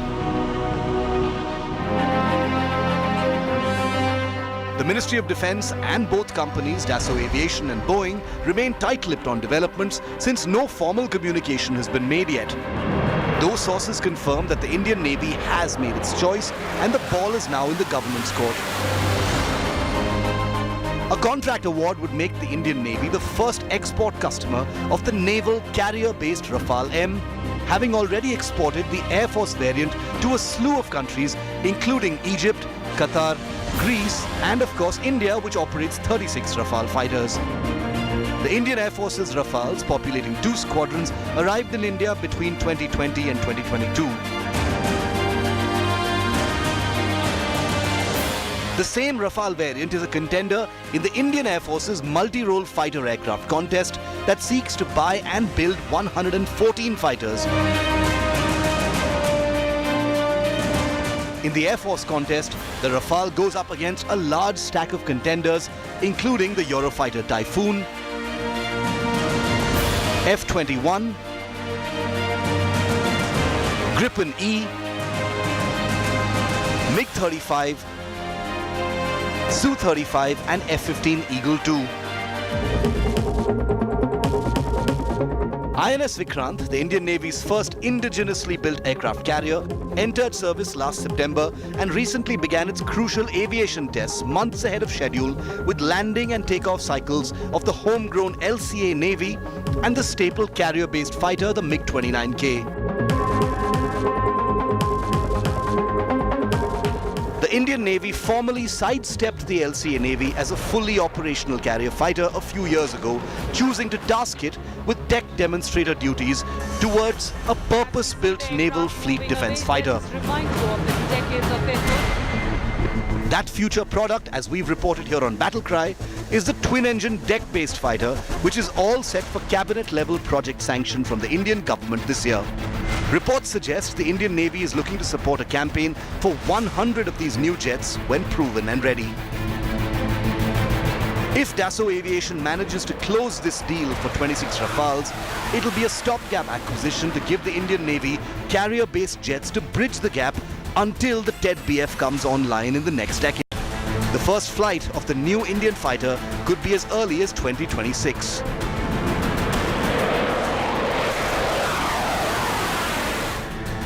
Indian defense procurements often take a meandering and unpredictable flight path, and no one can tell for sure where things will actually land.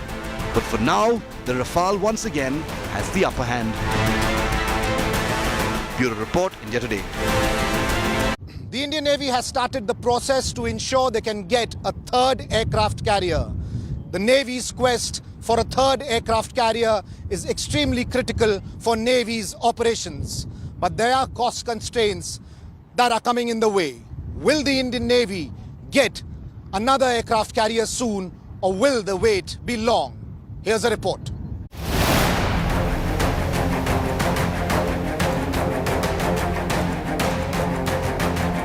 INS Vikrant is out and sailing, but the Indian Navy feels it needs more. After Vikrant, many believe this is the right time. It's been a big boost to self-reliance.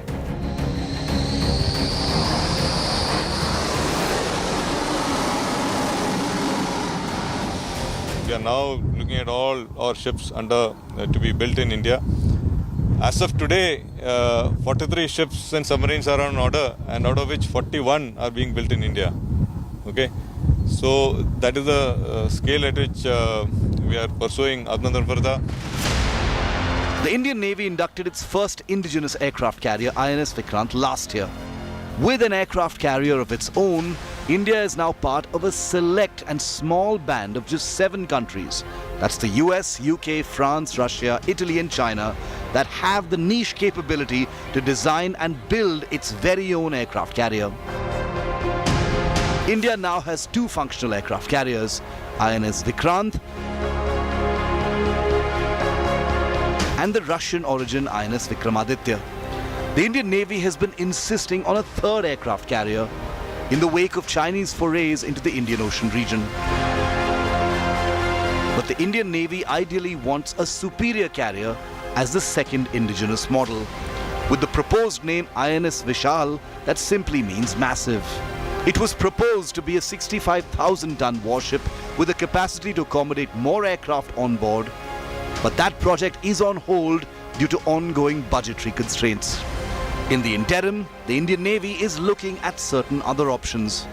Sources say the Navy wants the IAC-2 or Indian Aircraft Carrier 2 to be superior in size and design that could accommodate more aircraft and possibly be propelled by a nuclear reactor. The Indian Navy estimates 50,000 crore as the life cycle cost and a lifespan of about 30 to 40 years. Otherwise, the cost would be about 35,000 crore rupees, which is also on the higher side. Vikrant, India's very own aircraft carrier, cost 20,000 crore rupees. A repeat order of a Vikrant is Plan B to make sure there are 3 aircraft carriers, 2 always functioning and 1 in maintenance or repair, says a Navy official privy to developments.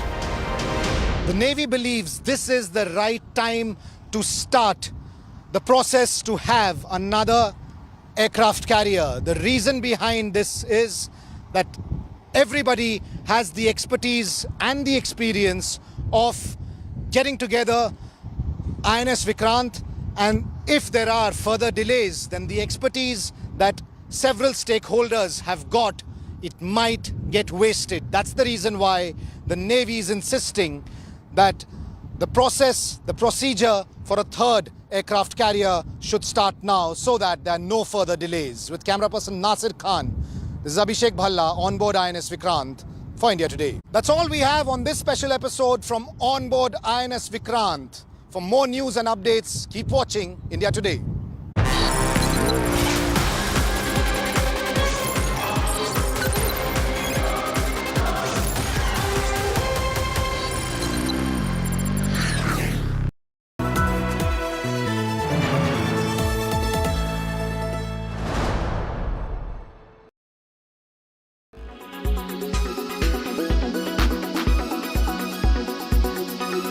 It's a very common question that I've seen people deliberating.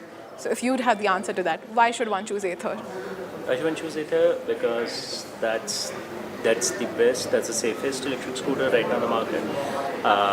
It's the most stable electric scooter right now on the market.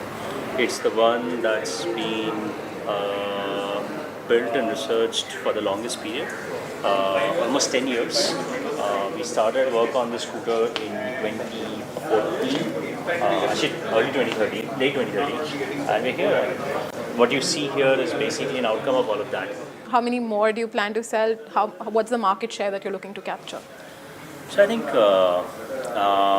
we have finally been able to scale up our production to about 35,000 units a month. That's on capacity. Our supply chain still is scaling up. It's now doing about 16,000 units a month. And I'm confident of crossing about 25,000 units, almost 30,000 units a month by later this year, and fully utilizing this plant by either later this year or early next year. After that, we will be production constrained again, and which point we will start working on a new plant. So about in a year's time, we should utilize our full capacity. So how does this translate into revenue and profitability? By revenue, I think Ather will be outside of China. Ather will be the number 1 or number 2 electric two-wheeler manufacturer in a few months globally. And by profitability, I think we are still some time away from being profitable, while losses continue to narrow. But given the pace at which market is increasing, we have to continue investing in new capacity, we have to continue investing in new charging infrastructure, new product enhancements. So I think cash profitability is still, I'd say, not this year. It's still a year to work.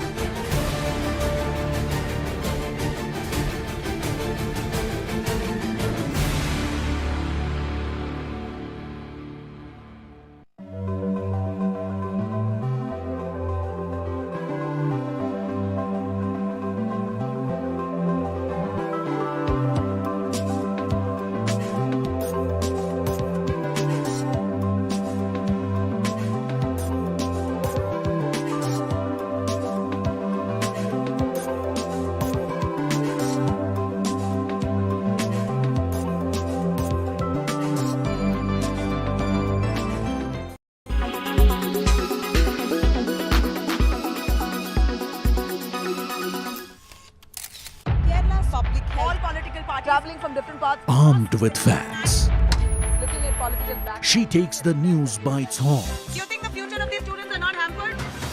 Fierce, bold, and direct, setting the tone for the biggest stories from every corner and every angle. Expect nothing but the unfiltered truth. News first, niceties later. Watch me, Nabila Jamal, on India Today. Make your media plan smarter with India Today Live TV on your connected devices. Amplify your brand with 100 million smart internet viewers. To advertise, mail us at sales@aajtak.com.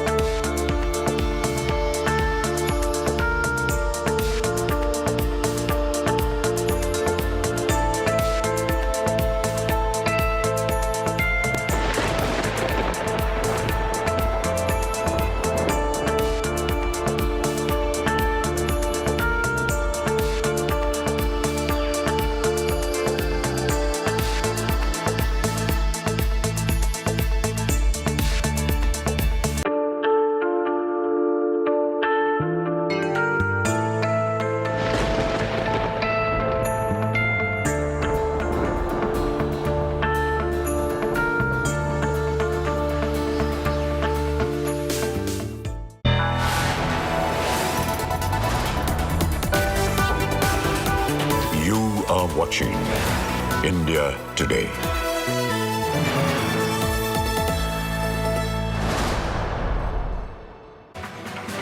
MLC Kavita appears before the ED in the Liquorgate case. Enforcement Directorate says have proof of her involvement. BRS workers stage massive stir, cry vendetta.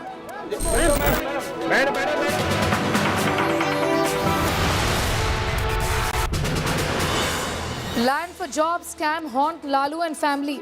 CBI summons Tejashwi after ED raids. Lalu and family's home. Tejashwi cites wife's poor health may not appear today.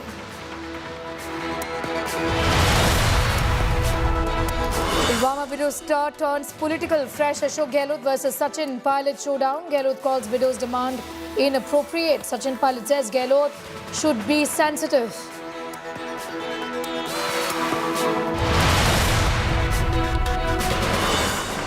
In a major move following an Indian Navy helicopter ditching at sea this week, the armed forces have grounded their entire fleet of HAL Dhruv advanced light helicopters as a cautionary move.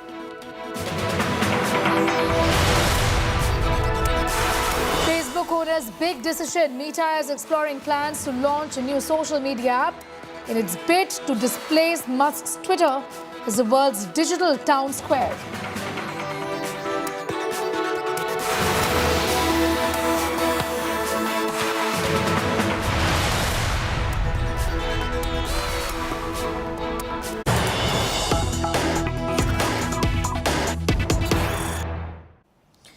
Some news just coming in. BJP stages a massive stir against Gehlot in Jaipur.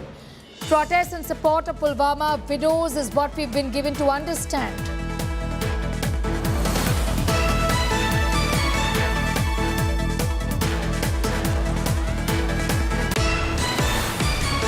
Well, this issue of demand of the widows of Pulwama has also led to a war of words between Ashok Gehlot and Sachin Pilot. So there's infighting within the Congress, and now the BJP is also protesting in support of the widows of the Pulwama attack. You should be a little more sensitive is the message that really went out from Sachin Pilot against Chief Minister Ashok Gehlot. Meanwhile, the BJP has also gone all guns blazing over the Congress. This over the protest launched by the widows of the Pulwama attack. BJP, in fact, has hit out at Congress leaders over protest of widows of Pulwama terror attack victims. Abdul Bashir is getting asked more details on that story. Abdul, in fact, things are turning quickly political, not just between... Okay, we'll go back to Abdul in a second from now, but we're getting in details of the protest that is being held in support of the Pulwama widows. The BJP is also hit out at the Chief Minister of Rajasthan over this entire matter, saying that the police in Rajasthan is doing all they can to displace protesters, detaining them, acting in an undemocratic fashion. The Chief Minister doesn't want to meet the families that are responsible for this sacrifice. During the Pulwama attack, a lot was promised after the attack for the family and the kin of the martyrs. What is this backtracking is the question that the BJP is asking, holding this protest against the Ashok Gehlot government.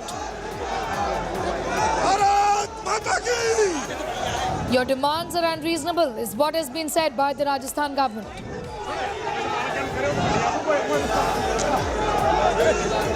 This is not appropriate. Sachin Pilot has hit out at Ashok Gehlot, and now the BJP is going all guns blazing. Remember, it all started when the widows of the CRPF personnel killed in the Pulwama attack were removed from the Jaipur protest site. The BJP has gone all guns blazing against the Rajasthan government.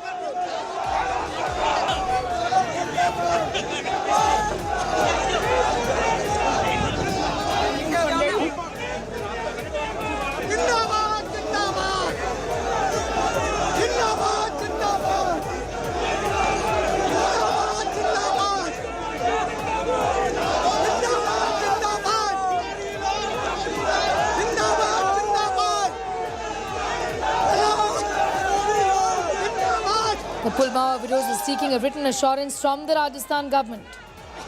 Widows have been protesting since the 28th day of February, launching an indefinite hunger strike 5 days ago,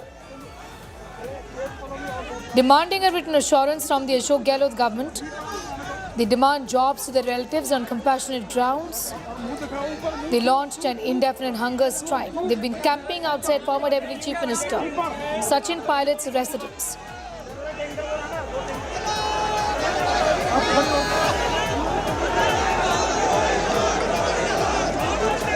The widows demand the construction of roads and villages, changes in rules of providing jobs on compassionate grounds, installing idols of the martyrs. They've been demanding to meet Chief Minister Gehlot, seeking a written assurance from the state government that their demands be met.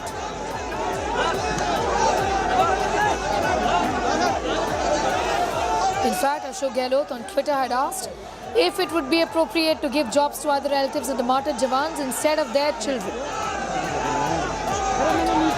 This matter could have been handled a little more sensitively, is what Sachin Pilot said. This has led to a war of words between the Congress factions of Rajasthan and also the BJP now, saying that you've insulted the martyrs of the Pulwama terror attack and also insulted the family members of your martyrs.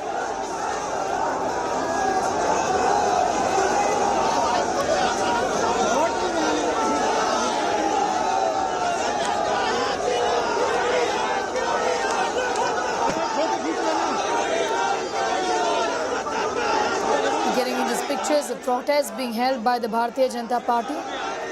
Earlier, pictures of the widows of these martyrs of Pulwama holding an indefinite hunger strike. On strike since the 28th of February, certain demands of these widows.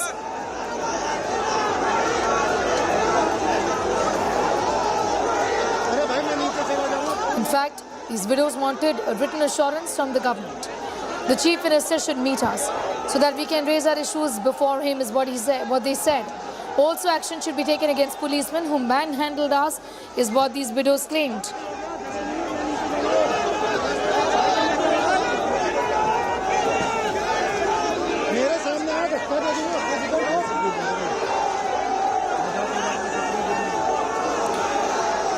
In fact, the Chief Minister also said that this is not going to be justified.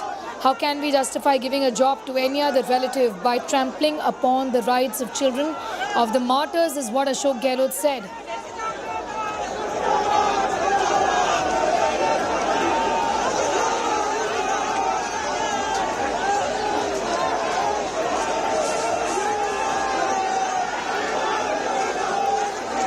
Pictures of protests now being held by the BJP.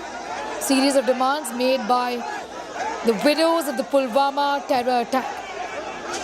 Ashok Gehlot has also said that the BJP leaders, in fact this was what he tweeted, BJP leaders had misbriefed Defence Minister.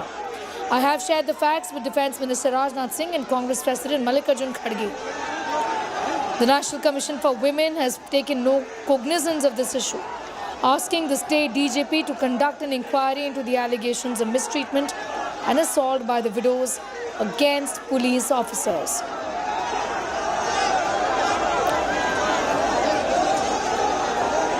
RC Chaudhary, Congress leader in Rajasthan, is now joining us. शुक्रिया India today के साथ जुड़ने के लिए. BJP सड़कों पे उतर आई है, धरने पर बैठी है. क्या कहना है आपका इस पूरे मामले पे?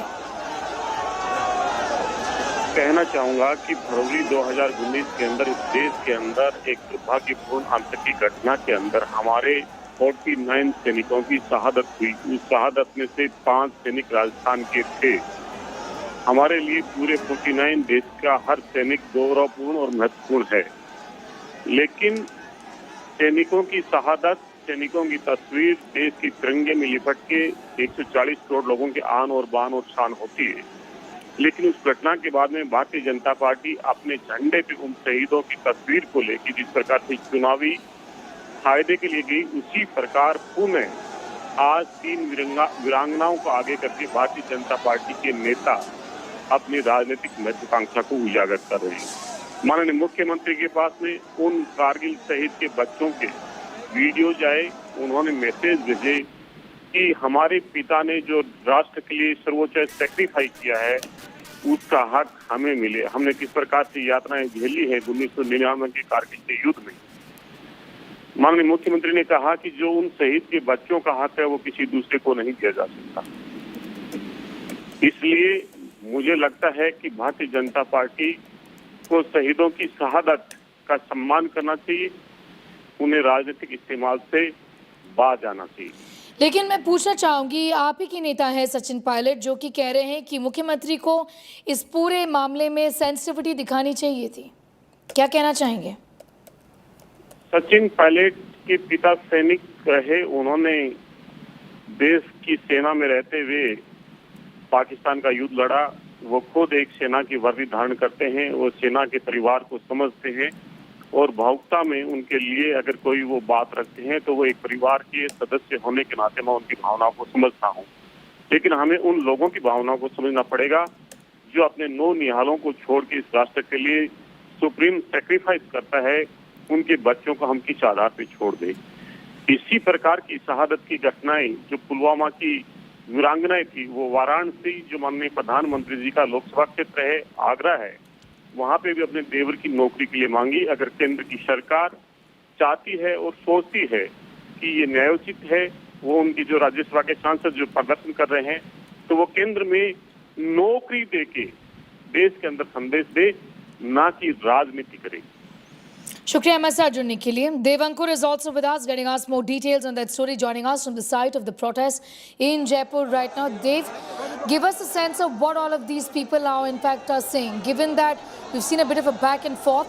At the end of the day, there are two sides of the story. One is that the Congress, in fact, especially the administration, they're saying that we are willing to give jobs, but to the kin, to the children of the martyrs. Why to relatives?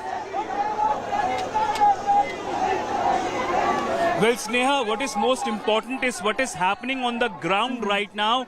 I will ask the camera person to straight away cut to the scenes, because while you were speaking with that leader, right, the BJP leaders have taken to the streets and they're protesting in a big way. There is an altercation, almost the BJP workers, leaders coming to blows with the police presence present out here. There is heavy police presence, and these leaders who want to proceed towards the Chief Minister's official residence, the police has put up a 3-layered barricading out here not to let these karyakartas, these leaders of the BJP to move towards the Chief Minister's residence. You mentioned that there is more than one side to the story. That is accurate. In fact, what the BJP maintains, Sneha, is that there is a level of insensitivity in this entire matter, which is of a different level altogether. The Rajasthan Chief Minister could have... Be with us, Dev. Coming back to you in a second from now. We have a reaction coming in. Let's go straight to that.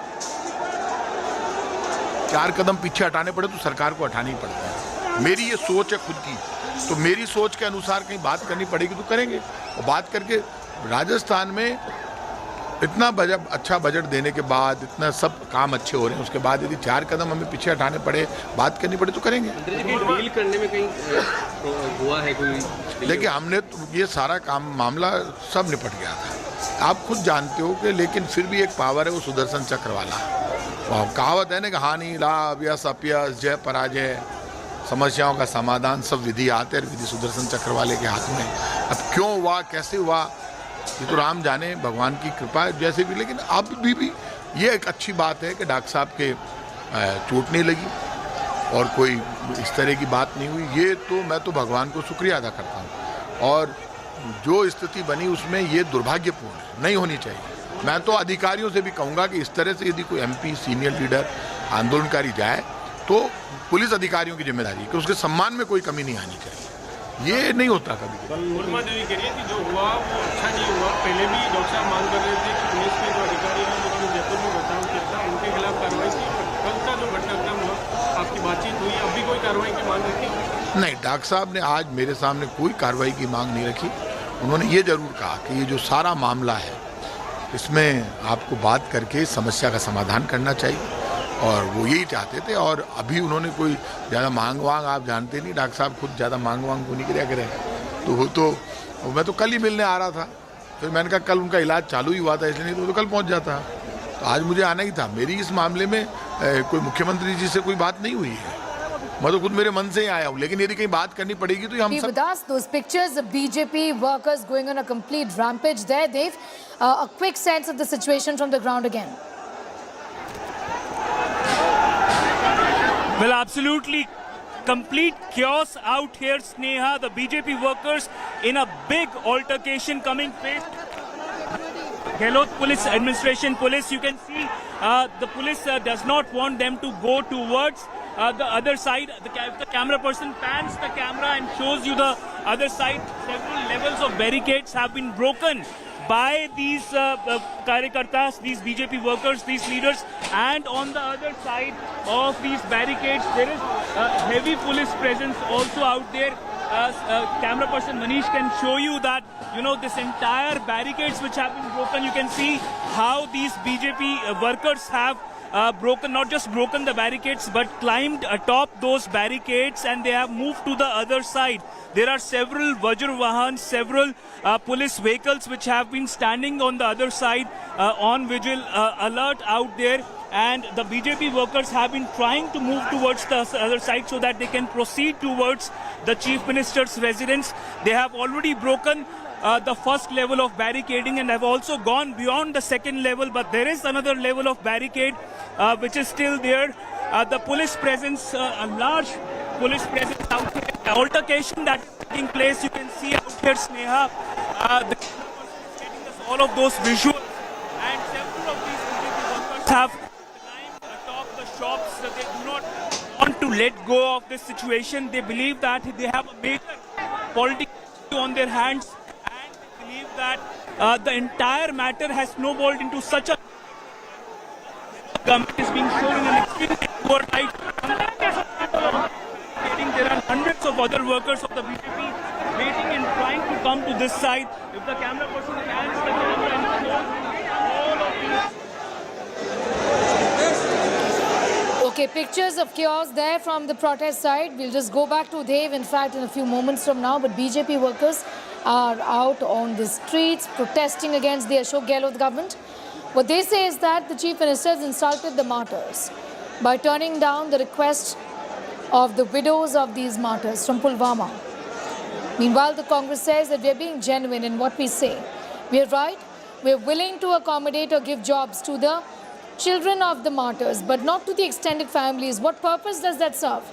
Is the question that the Congress essentially is asking, at least a faction of it. The government is, not Sachin Pilot, who has in fact gone ahead and said there could have been more sensitivity in terms of handling this entire issue. Dev is back with us. Dev, you were in fact telling us about the current situation there. Well, Sneha, this entire matter has snowballed into a major embarrassment for the Ashok Gehlot government. Given that this is an election year, it has become an albatross around Ashok Gehlot's neck, which clearly is not going to go away anytime soon. This entire matter could have been handled in a much better way. Several of these protesters are currently sitting on the roads protesting that, mentioning that that the Gehlot government has acted in a barbaric manner. I can show you the visuals out here. In fact, some of these workers who are sitting right now on the roads. There is also the brother of Dr. Kirori Lal Meena, who is sitting out here. You can see the BJP workers who are out here who are protesting. They want to move towards the Rajasthan Chief Minister's residence.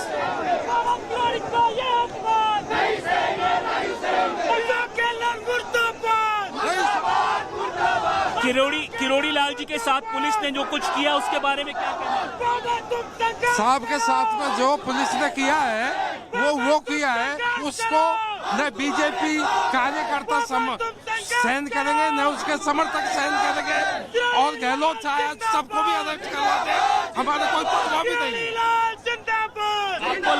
आपको लगता है कि इस पूरे मामले को संवेदनशीलता से हैंडल किया जा सकता है? ये वीरांगना का मामला है और जब तक न्याय नहीं मिलेगा राजस्थान के कोने-कोने में हर विधानसभा क्षेत्र में लगातार आंदोलन रहेंगे। All of these BJP workers who are sitting out here on the road mentioning that that the BJP wants to take this up into a major political issue. There are several other BJP leaders who are also present. क्या कहना आपका? देखो, ये सरकार एक समुदाय की सरकार है। आपने देखा अशोक गहलोत मुख्यमंत्री जी को भरतपुर जाने के लिए टाइम है और शहीदों की पत्नियों को मिलने के लिए टाइम नहीं है. You can clearly see that all of these BJP workers who are present out here, the workers who are present out here, mentioning that the BJP leaders mentioning that the Congress government in Rajasthan has acted in a barbaric manner and that it will not let go of this issue anytime soon. The three widows, the widows of the martyrs who attained martyrdom in Pulwama, Sneha, they had very simple demands, and the Gehlot government at the very least could have called them over, the Chief Minister could have spoken with them and tried to sort out this entire issue. That did not happen, and now this clearly has become a major controversy for the Ashok Gehlot government in Rajasthan, as not just the opposition but within the ranks of the Congress itself, there are several leaders who are mentioning that this entire matter should have been handled sensitively. Sneha. You know, they've just put this into perspective. What are their demands so difficult? How is it so difficult for the Chief Minister of Rajasthan to meet these demands? Why is it so difficult? This is my question to you. Well, Sneha, there are several layers to this issue. It's not a simple, it's a quite a layered issue. The Chief Minister had, issued a clarification on the social media in which he mentioned that one of the widows of the martyrs demanded that a job be given instead of her son to her brother-in-law. The Chief Minister mentioned that if that were to happen, then in future there could be several other people who could mention that their relatives be given the job instead of the son or the daughter of the martyr. Now the Chief Minister has mentioned that this could set a precedent which could be a very wrong one. The other thing is that one more widow of the martyr has claimed that the statue of her martyred husband should be installed in the village. The third widow has demanded that a college be named after her husband who attained martyrdom in Pulwama. So now all of these demands, Sneha, are very basic demands, and if the Chief Minister had or the Gehlot government had any objections to that, the very least that it could have done was to have them over at the Chief Minister's residence, heard them out and tried to come to a resolution, a peaceful resolution which was acceptable to all. But the fact that these widows went and sat outside the former Deputy Chief Minister Sachin Pilot's residence, and the bitter acrimony between the two, that is Pilot and Gehlot, is not hidden perhaps from anyone now. Perhaps that is something which really raised the stakes in this entire matter, and now it seems that the Chief Minister does not want to backtrack, he does not want to back down, and the fact that Pilot has issued a statement in this matter means that Gehlot now feels that in this election year he cannot be seen as someone who is a weak administrator or a weak Chief Minister, and that is why perhaps he does not want to give up easily on this issue. Sneha. Right. Dev, I'm going to thank you for the moment. We'll of course keep coming back to you because that is one issue that isn't going to be dying down anytime soon. Thanking you, Dev, for the moment.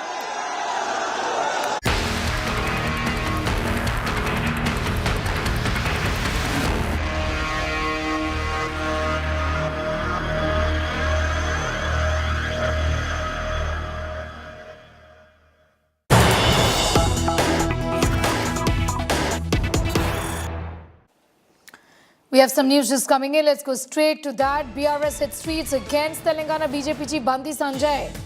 Bandi Sanjay's derogatory comments against K. Kavita, with Sanjay said Kavita, also known as, in fact, Kavita shall be arrested, it seems. If not arrest, would she be kissed? Okay, so that's the sexist statement that was made by Bandi Sanjay, and BRS is out on the streets protesting against this statement.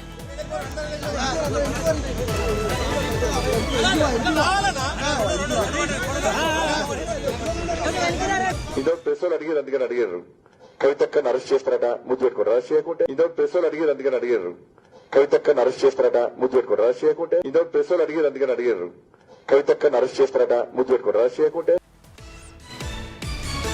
Bandi Sanjay made some controversial statements against BRS MLC K. Kavita, saying that she is going to be arrested. If not, is she going to be kissed?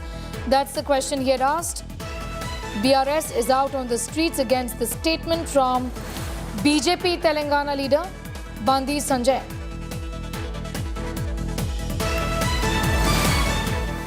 Story and much more going up on our website as well. That's indiatoday.in. You can also download the India Today app. News continues on the other side. Do stay on with us.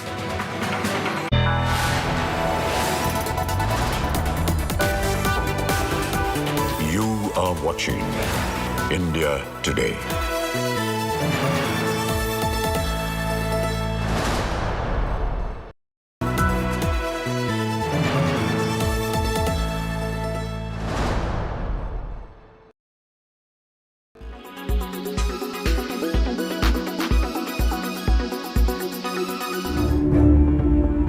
The Liquorgate fire is spreading from Delhi to Telangana.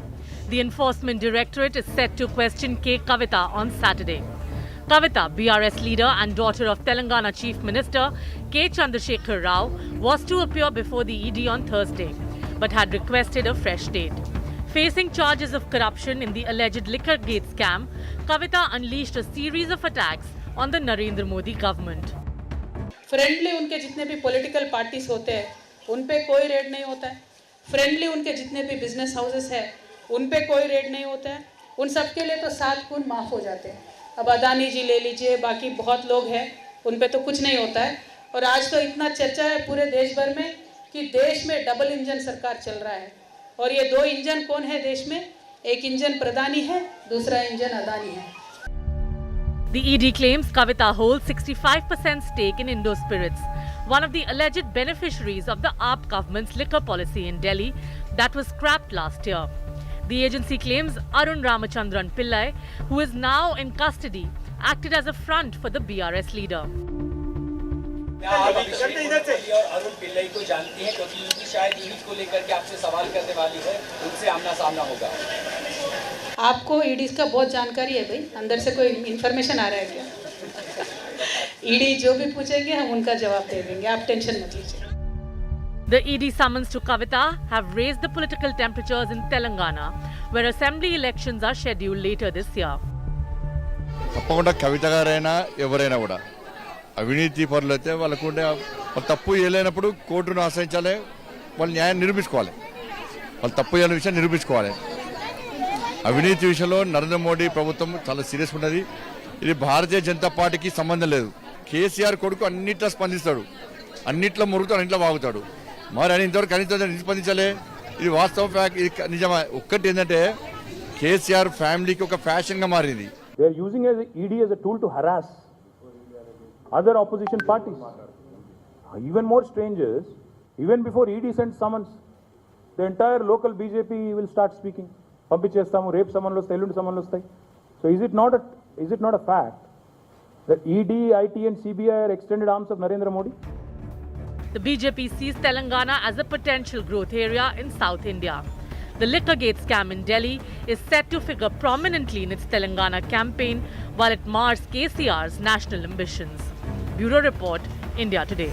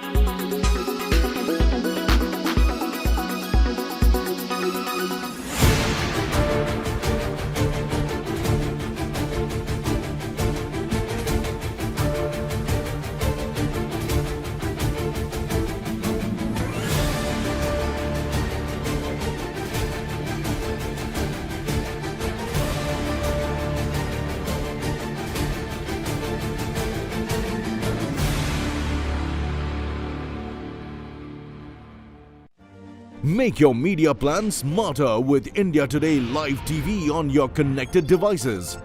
Amplify your brand with 100 million smart internet viewers. To advertise, mail us at sales@aajtak.com.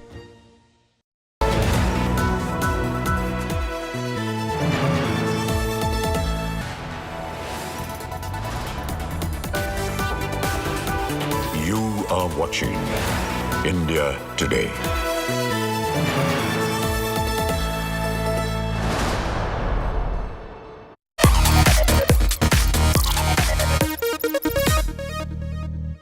On the show this week, we have a bunch of showstoppers, starting off with the Hyundai Ioniq 5. Is it an ideal city EV? That's not all. We also have the new Xiaomi 13 Pro.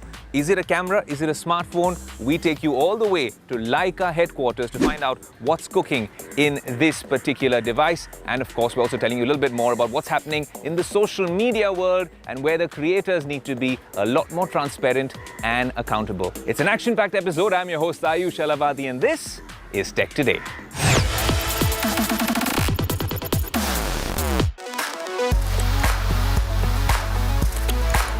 On Tech Today, we like to bring you technology of today and, of course, technology of tomorrow. I have with me the brand new Hyundai Ioniq 5, a car which we've been ogling at for many months, especially on YouTube, but we have it here in the flesh, not in optimum conditions, but on Mumbai roads. What's it like on our special segment, The Electric Experience? All I can say is it's going to be an action-packed electric episode. But for now, welcome to the future. Doesn't it look like one of those E.T. movies or one of the cool Back to the Future or Arnold Schwarzenegger movies? This deserves to be either Star Trek, Star Wars or Terminator. And I'd say it's not the villain's car, this is the hero's car. And once you drive it, you'll realize that it's an absolute pleasure. But no spoilers there. The car has this brilliant design. Like I said, futuristic. Let's show you the back of the car as well. Even if you want a quick gesture control, the doors open quite neatly there. And there's gesture control here. If you want to open the boot of the car, and yes, there is a boot. So much more happening on the inside. Have a look at it. There is one quick charger there, no spare wheel, a tire mobility kit and a puncture repair kit. Let's close this, but it's looking great on the outside. All I can tell you is, picture abhi baki hai. The real beauty is on the inside. Let's have a look. The minute you sit in the Ioniq 5, if you're a tech geek, be rest assured, this is a cabin made for us tech enthusiasts. I'm going to snap my seatbelt on, switch on the car, and of course, it's got its memory seats, a nice little EV start-stop button right here. And the minute you turn it on, it's already got me in my favorite driving position. It's got an adjustable steering wheel. Let's talk about the steering wheel very quickly. Very sporty, has all the features you need on it. Ambient lighting used fairly well inside the cabin to really accentuate what this car is all about. It's the lighting on the outside that everyone's talking about. That signature LED sort of panel in the front, at the back, which makes this look like a car of the future. Now, when you're talking about LEDs on the outside, there are essentially LED DRL blocks which have been used for standard blinker turn signals. But this minute you turn on the turn signal, they switch from their white mode to a blinking amber. And I think that's a very, very minimalistic but smart tweak in terms of how they've used that LED. And honestly, this car comes alive like Batman the minute the sun sets and you turn on the LEDs, get it on the road, it looks like something from a sci-fi movie. Let's come to the panel and talk a little bit about it. And this is amazing because they've got this design with this divider dividing the two of these. Very, very slick with the use of white on these panels and bright enough, giving you the right amount of information even on the home page. Now, I think Hyundai wanted you to have a romantic evening but not enjoy it too much, and didn't want you popping out of the sunroof because they have what you call a vision roof, which the minute I flick this back opens up in record time. But this is not retractable. But essentially, you can enjoy a starry night right here in the Ioniq 5, and honestly keep your eyes on the road and maybe on this beautiful system when the car is parked. You click it, it's responsive. You want to maybe use the navigation system, zoom in, zoom out, split screen view works seamlessly. Click on the home icon. This is what the menu is all about. You swipe on the left, gets you back to this particular screen, which tells you what range is there on the car. It's telling you how it would run with the AC on, how it would run with the AC off, what's the nearest charging station, and if we were to get there, what the EV charge transfer would be like. If you want to adjust the levels, then obviously the V2L will discharge down to the defined minimum charge level. In a nutshell, in simple terms, also charge another EV or an e-scooter or other large devices. That's how capable this battery is. When they're talking about technology of the future, I have to give it to them because this can actually support 350 kilowatt charging. That means 0 to 100 in under 20 minutes. While this steering wheel looks very sporty and has all the right functions at the right places, visibility of this screen becomes a little difficult at this particular height. Now you'll ask me, where is the gear? The gear is not even here near the right indicator like the Mercedes. It's actually here at the bottom, and you have P, R, N and D. Very strange placement of this particular lever, but once you get used to it, I think this is something that other cars can adopt as well. So like most EVs, it comes with several drive modes. A nice little Porsche-like button right here. Click it once and we're in normal, as you can see. Click it again, we're in sport mode. The range has gone down, the color scheme has changed. Go in eco and it's this nice little white bit. If you keep the drive mode button pressed, apparently it goes into snow mode. Now the $1 million question, or in their case, the 45 lakh rupee question is, what is the range like? Is there range anxiety with the Ioniq 5, especially when you're driving it in city conditions here in Mumbai? Look, they claim an ARAI range of 631 kilometers. In our review of this car over the past few days, and we've not just been ripping it in sport mode, we've tried eco, sport, normal, everything but snow mode. I think realistically you'll get anywhere between maybe 390 to 450, let's say an average of 400 kilometers on a single charge.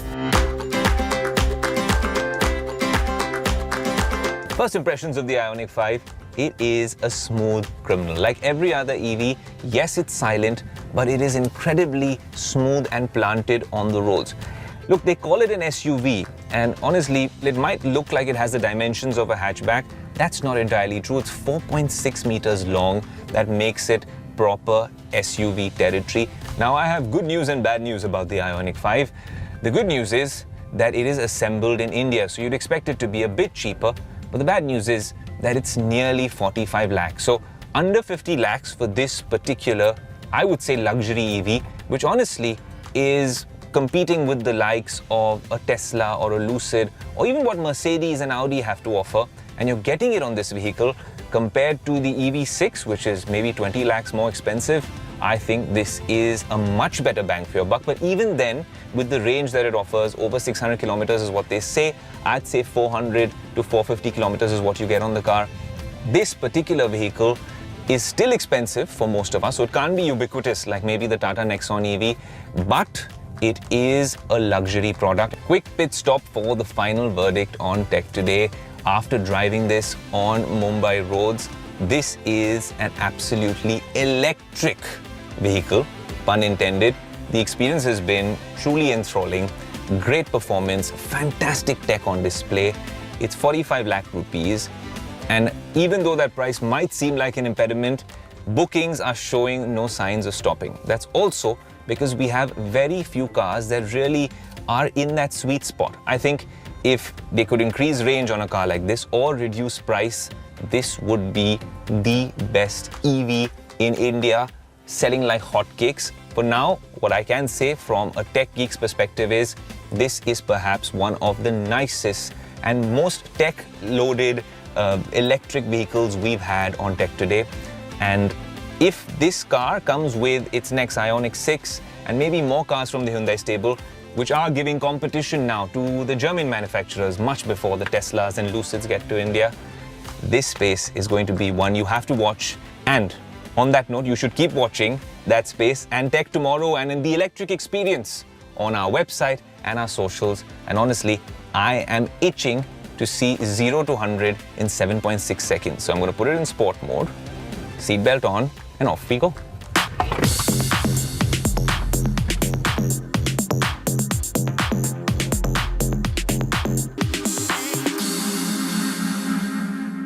Well, from the frigid conditions in Europe, nearly sub-zero temperatures, to the sweltering heat here in Mumbai, one thing remains the same. We have an EV with us. We saw a bunch of Tesla supercharging stations there, and we saw a bunch of Ioniq 5s as well. Very popular car all across that side of the world. And we anticipate it might just be a very popular car here in India as well. But no matter where you're driving an EV, one thing you need to do is charge it, whether you're shooting, whether you're going out for a movie or a road trip. Range anxiety needs to be addressed by the automakers and by us, the guys who own the car as well. That said, I do need to take a break and charge the car, as you can see. And you can take a short commercial break and see me on the other side as well.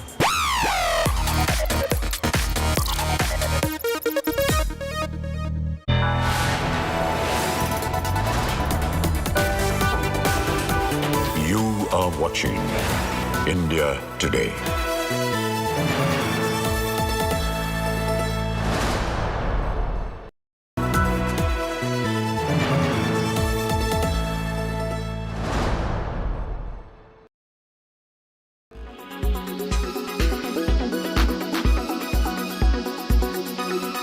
Catchphrase, sir, which we've noticed here at MWC and all around the world since November, I think, the last time that we met, has been generative artificial intelligence. Generative AI, ChatGPT being spoken about all over the world. How much of an impact do you think that will have on the workflow on the tech side, on exactly how a tech company operates, on how our jobs will pan out in the next few months? I am so happy about the generative AI. The reason I'm happy is it's the same way, because we are in Mobile World Congress. I'll give you an example that 95, 96, if you remember, India was one of the most highest cost per minute call, and incoming and outgoing both charge 16 rupees a minute. And those blind calls, call me back. I was from that upbringing, and I land in Hong Kong airport. There was this bank of phones, but people were talking on a mobile phone. And I came back and I said, this is an industry you need to be in. The convenience was 10 steps away. People were talking on mobile phones. So what happened? Mobile phone automated the public phone systems. Correct. It automated everything that came along. And I don't have to describe to you whether it's a health tech, fintech, media tech, whatever device it is. Absolute disruptor. Now, to me, it did not take away jobs, it created jobs. Now, this is exactly what I think about generative AI. That the use cases are there. And the more they get defined, that means more jobs it will create. Technology is the heart of everything.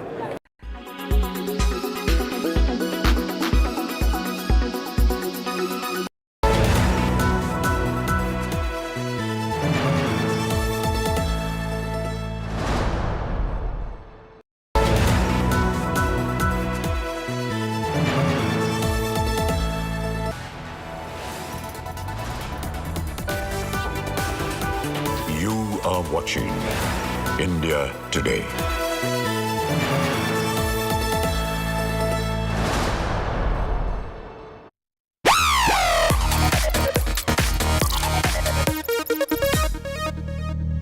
Welcome back to Tech Today. I'm your host Ayush Alavadi. Now, we've been testing the latest gadgets and EVs and telling you all about what's happening in the social media world.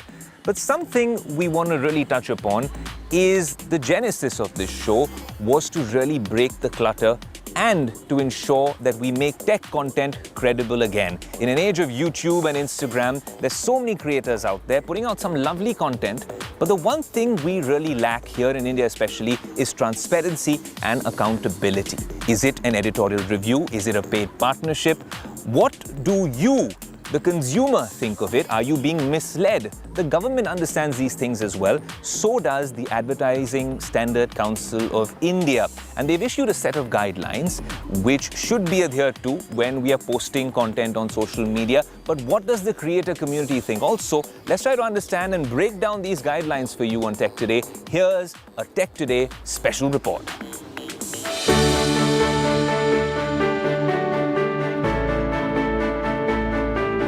In a bid to ensure consumer safety, the Government of India has now issued a set of guidelines for content creators and influencers on the internet.